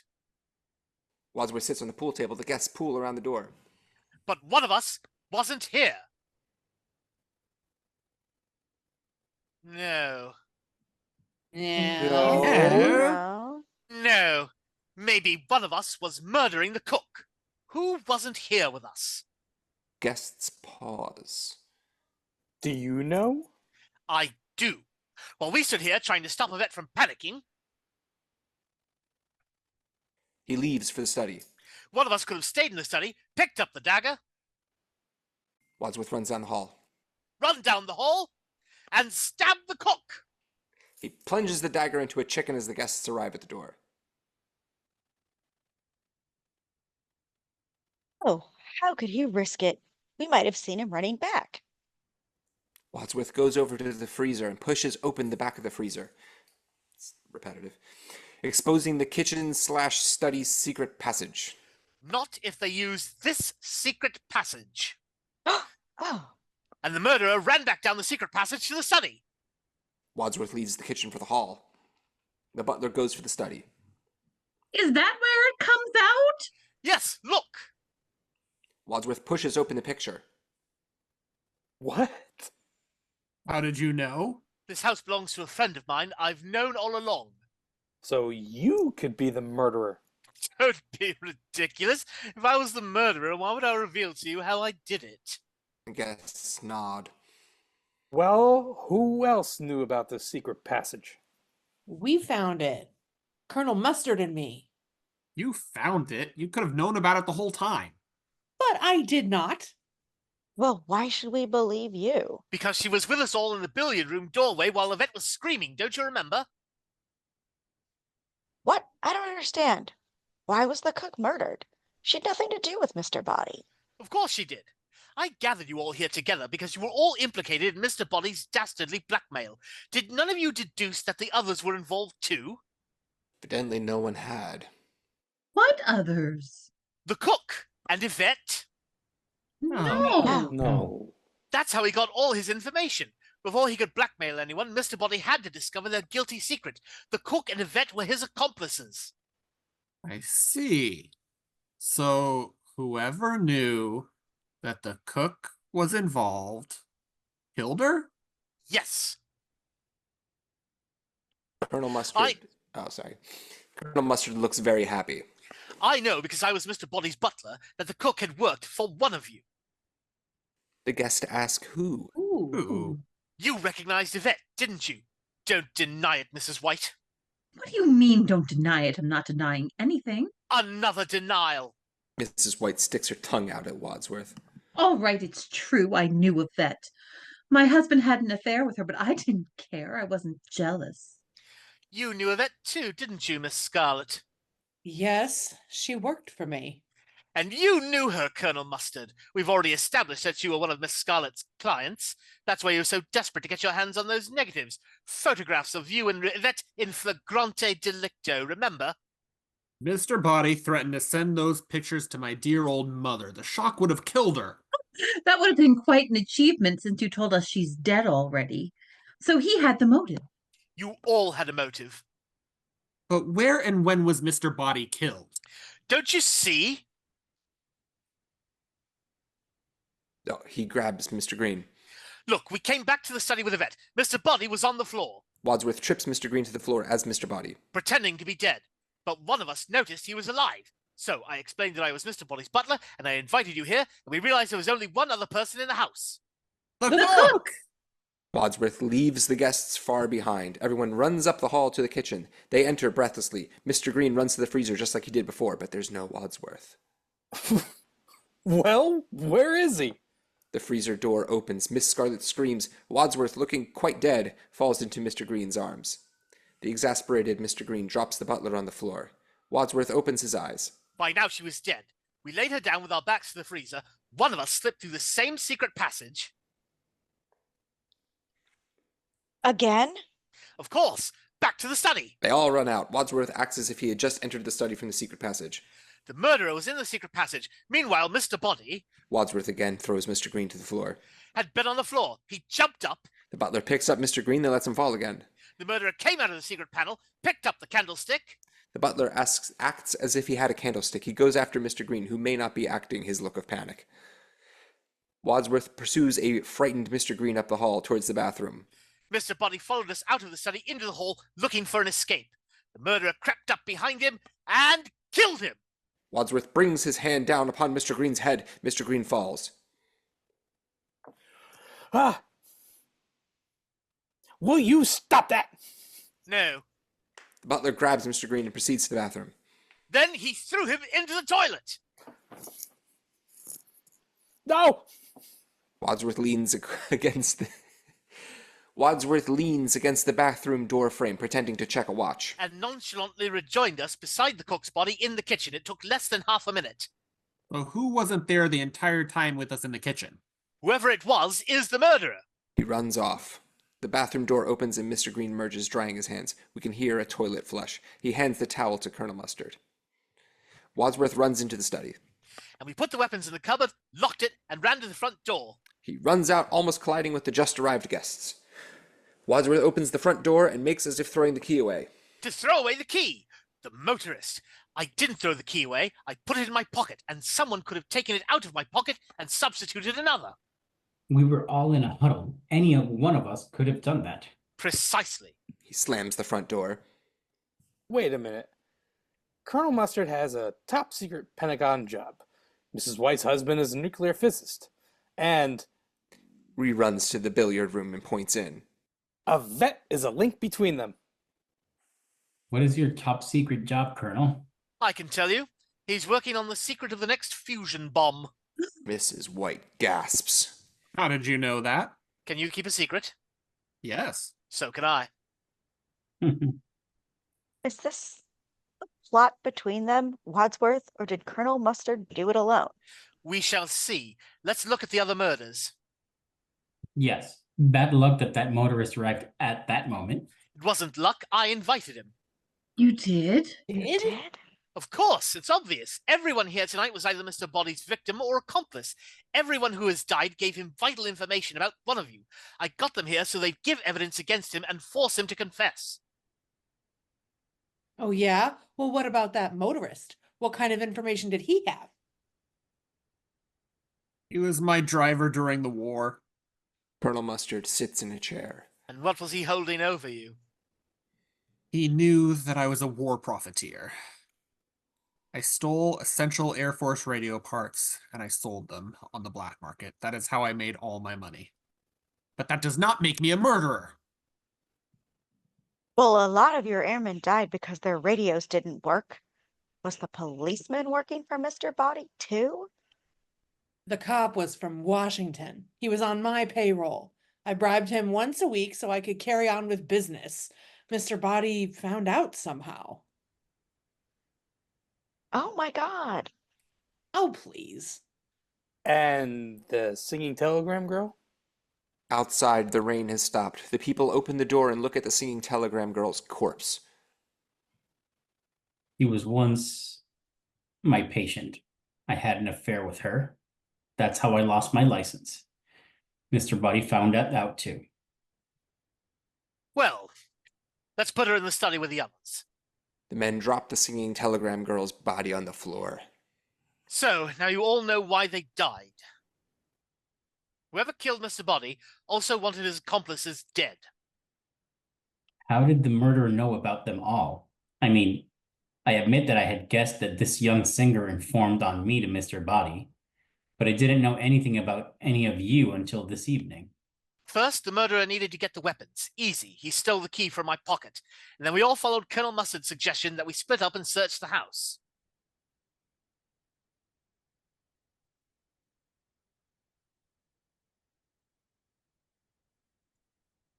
Oh, that's right. It was the Colonel Mustard suggestion. Colonel Mustard cannot meet their eyes. And one of us got away from his or her partner and hurried to the study. On the desk was the envelope from Mr. Body. It contained photographs and letters, the evidence of Mr. Body's network of informants. Where is the envelope now? Gone. Destroyed. He looks around and steps to the fireplace. Perhaps in the fire. Throwing aside the grate, The only possible place. he pulls out the remnants of the tape made earlier. Aha! Then, having found out the whole story, the murderer went to the cupboard, unlocked it with the key, took out the wrench. But then we found the secret passage from the conservatory to the lounge where we found the motorist dead. That's right, and we couldn't get in. So Yvette ran to the open cupboard and shot the door open. Bang! And then the doorbell rang. The doorbell rings. Everyone freezes in terror. Wow. Whoever is it? They gotta go away, or they'll be killed. Oh. Mrs. Peacock opens the front door. A rather elderly evangelist stands outside, pamphlets in hand. Good evening. Have you ever given any thought to the kingdom of heaven or singing telegrams? What? Repent! The kingdom of heaven is at hand. You ain't just whistling Dixie. Armageddon is almost upon us.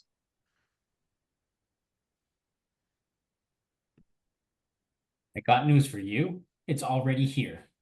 Mrs. Peacock tries to shut the door on him. Go away. Your souls are in danger. Our lives are in danger, you beatnik.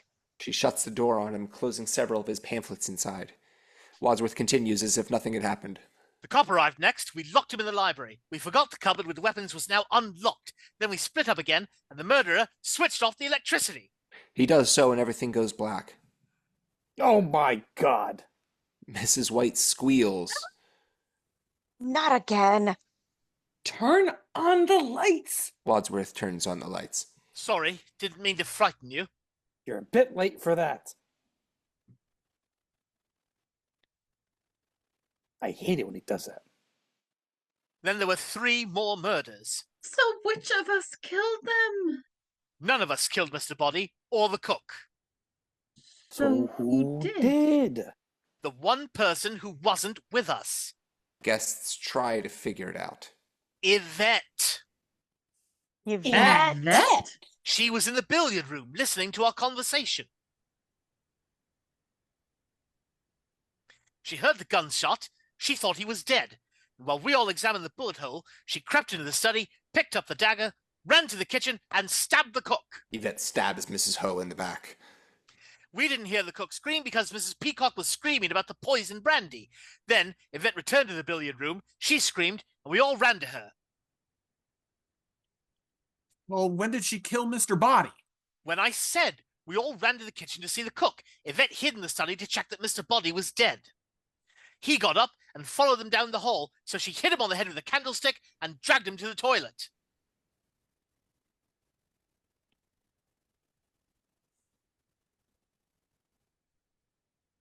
Why? To create confusion. Well, it worked. Colonel Mustard nods. Why did she do it? Was it because she was acting under orders from the person who later killed her? Who? Who? Ooh. Was it one of her clients? Or was it a jealous wife? Or an adulterous doctor? No, it was her employer, Miss Scarlet. That's a lie. Is it? You used her the way you always used her. You killed the motorist when we split up to search the house. How could I have known about the secret passage? Easy, Yvette told you. So when we split up again, you switched off the electricity. It was easy for you here on the ground floor. Then in the dark, you got the lead pipe and the rope, strangled Yvette, ran to the library, killed the cop, picked up the gun where Yvette dropped it, opened the front door, recognized the singing telegram from a photograph, and shot her. You've got no proof. The gun is missing. Gentlemen, turn out your pockets. Ladies, empty your purses. Whoever has the gun is the murderer. They all do so. Suddenly, Miss Scarlet pulls out the revolver. She points it at him. Brilliantly worked out, Wadsworth. I congratulate you. He shrugs off the praise. Miss Scarlet starts to slowly make her way to the front door. Me too. Shut up. Now, there's one thing I don't understand. One thing? Why did you do it? Half of Washington knows what kind of business you run. You were in no real danger. The whole town would be implicated if you were exposed. I don't think they know my real business. My business is secrets. Yvette found them out for me. The secrets of Senator Peacock's Defense Committee, of Colonel Mustard's fusion bomb, of Professor Plum's UN contacts, and the work of your husband, the nuclear physicist. So, it is political. You're a communist. No, Mr. Green, communism is just a red herring. Like all members of the oldest profession, I am a capitalist, and I'm going to sell my secrets, your secrets, to the highest bidder. And what if we don't cooperate? You will, or I'll expose you.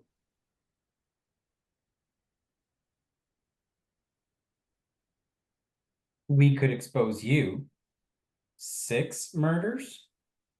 I hardly think it will enhance your reputation at the UN, Professor Plum, if it's revealed that you have been implicated not only in adultery with one of your patients, but in her death. And the deaths of 5 other people?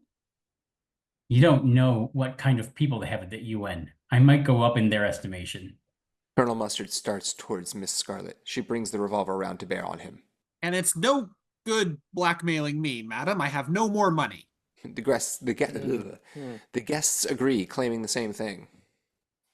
I know, sweetie pie, but you can pay me in government information. All of you. She pauses, then walks to Wadsworth. She points the revolver at him.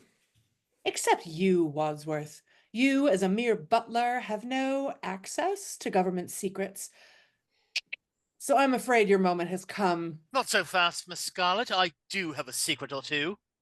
Oh, yeah? Such as? The game's up, Scarlet. There are no more bullets left in that gun. Oh, come on. You don't think I'm going to fall for that little trick. It's not a trick. There was one shot at Mr. Body in the study, 2 for the chandelier, 2 at the lounge door, and 1 for the singing telegram.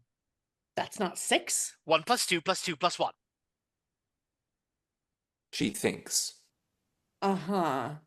Well, there was only one shot that got the chandelier. That's 1 plus 2 plus 1 plus 1. Even if you're right, that would be 1 plus 1 plus 2 plus 1, not 1 plus 2 plus 1 plus 1. Okay, fine. 1 plus 2 plus 1. Shut up! Point is, there's 1 bullet left in this gun, and who's gonna get it? The doorbell rings. Scarlett's distracted. Wadsworth turns her arm around, taking the gun and forcing her to kneel on the floor. Mr. Green runs for the door and opens it. The cops pour in. Mr. Green cowers by the closet in the foyer. I'm only a guest. Where's the chief? The elderly evangelist, or the chief, walks in, gun in hand.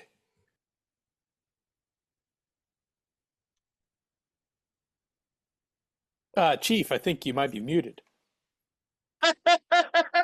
It even put up the little thing that said you're muted, and I was like, I don't need to read that. Oh, Wadsworth, well done. I did warn you, my dear. Mr. Hooper is an expert on Armageddon. Mr. Hooper from Sesame Street? I thought he was dead. I killed him. He lives forever in our hearts. No, a minute with Stan Hooper. That's a deep cut Norm Macdonald show. Yes, no, I remember that show quite well. Mr. Hoover. Wadsworth, don't hate me for trying to shoot you. Frankly, Scarlett, I don't give a damn. As I was trying to tell you, there are no bullets left in this gun, you see? He pulls the trigger, firing the 6th bullet through the rope of the 2nd chandelier. Wadsworth is perplexed. Scarlett shrugs, embarrassed. 1 plus 2 plus 1? The camera reveals Colonel Mustard. Plus 2 2 plus 1 is... And the chandelier shatters on the floor in back of him. The camera freezes. Cut to...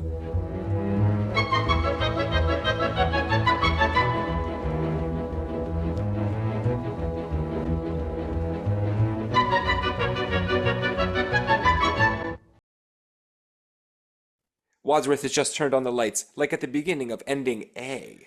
In the dark, the murderer ran across the hall to the study, picked up the rope and the lead pipe, ran to the billiard room, strangled the vet. He demonstrates.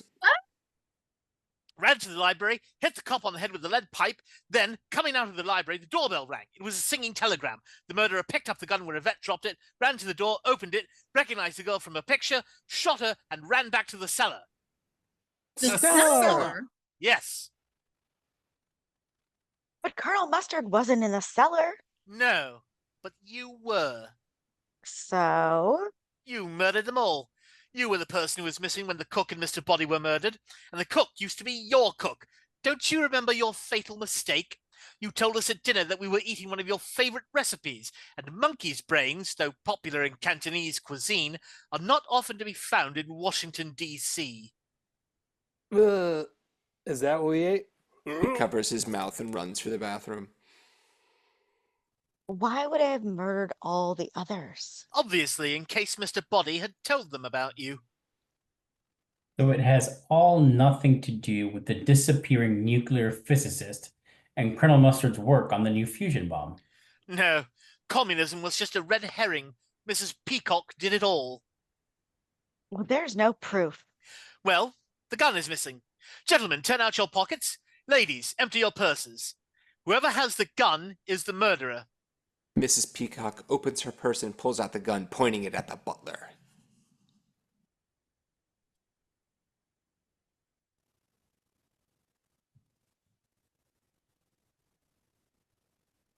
Oh, very well. What do you propose to do about it all? She makes her way to the front door. Nothing. Nothing. Nothing at all.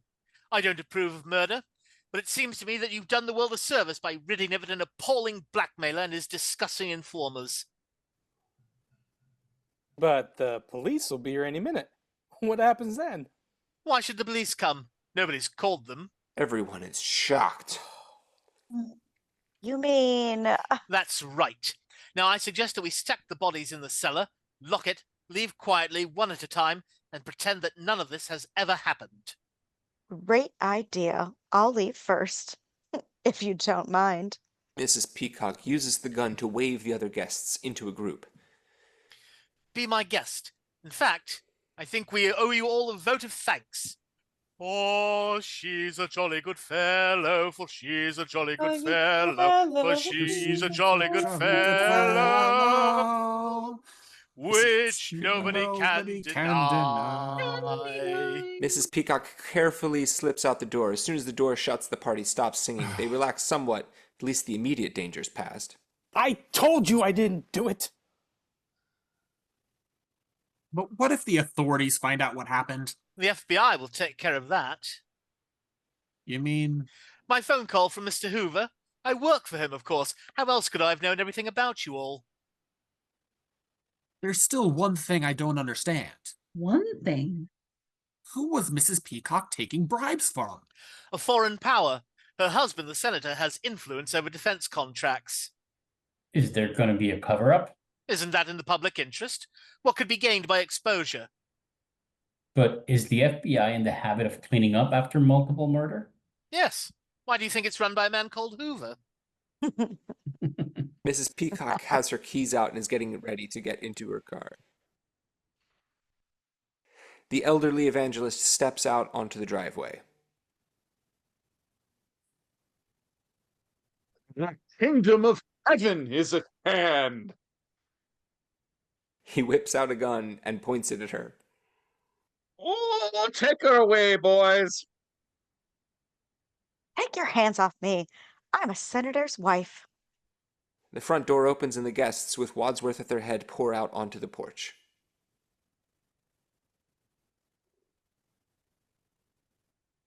Chief. Oh, my golly. Oh, Wadsworth, we got her. You see? Like the Mounties, we always get our man. Mrs. Peacock was a man. Wadsworth slaps him and then Colonel Mustard does the same. Would anyone care for fruit or dessert?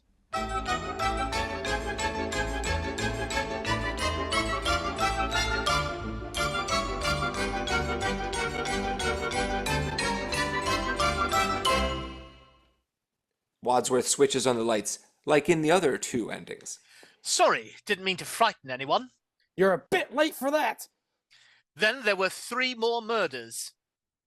So Who who did did it? Wadsworth starts striding away. Let's consider each murder one by one. Professor Plum, you knew that Mr. Body was still alive. Even psychiatrists can tell the difference between patients who are alive or dead. You fired the gun at him in the dark and missed, so you pretended he was dead. That's how you were able to kill him later unobserved. That's right. He was the missing person in the kitchen after we found the cook dead. But he was with us in the billiard room when we found Event screaming. If that's when the cook was killed, how did he do it? I didn't.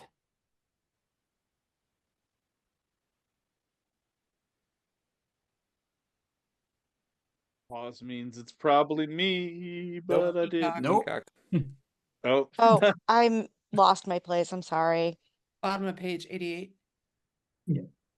Last line. Oh my God. I think that's the wrong page. Mhm. Oh. Well, Yeah, bottom of 88. oh, the bottom. Oh, well, now it scrolled all the way to the top. Sorry. I have a telegram from Miss Peacock. She says, "You don't expect us to believe that, do you?" What the fuck?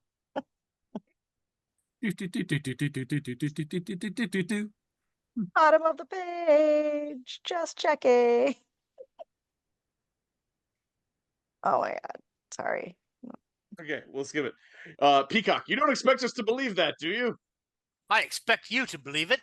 You killed the cook. She used to be your cook, and she informed on you to Mr. Body. God, I'm killing everybody. Wadsworth enters the dining room. The guests stay around the door from the hall. You made one fatal mistake.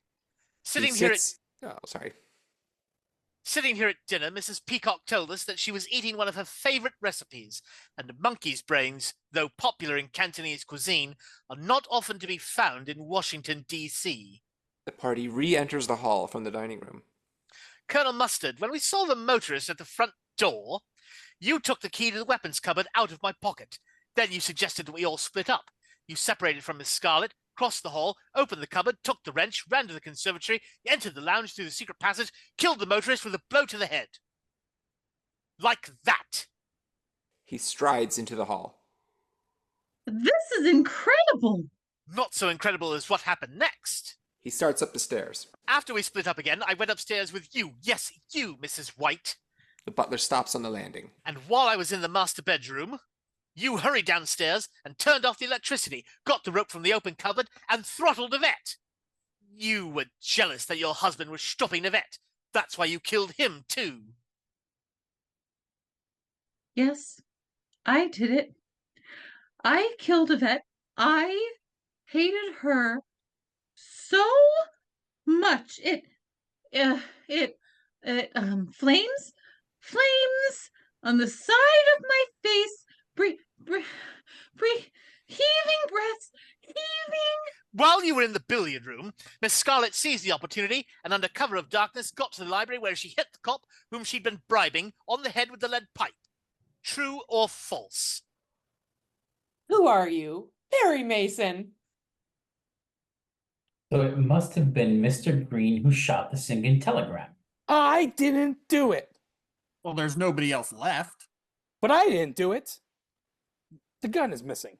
Whoever's got the gun shot the girl. Wadsworth pulls the gun from his pocket. I shot her. You? So it was you. I was going to expose you. I know. So I choose to expose myself. Please, there are ladies present. You thought Mr. Body was dead. But why?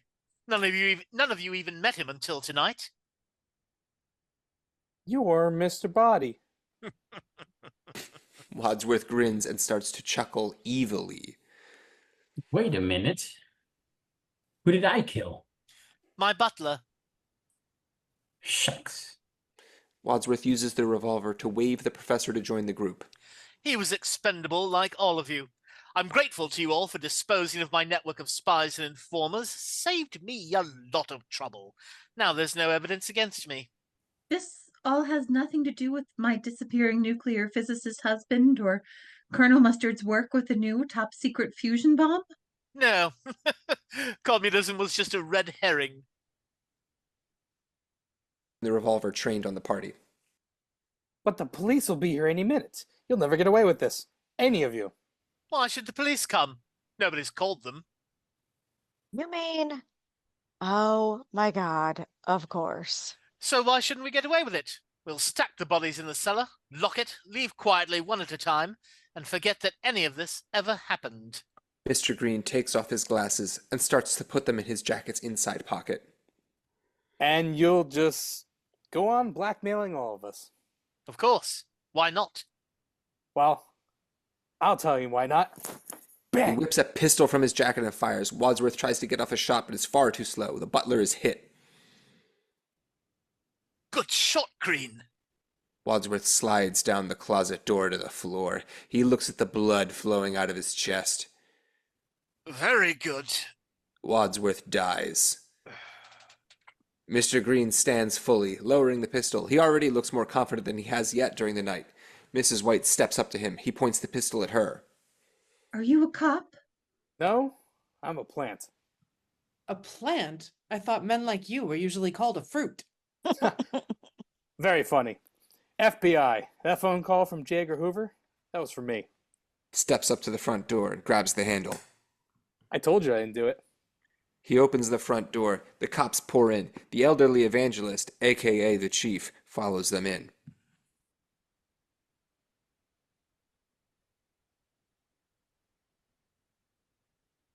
Chief, you got anything to say?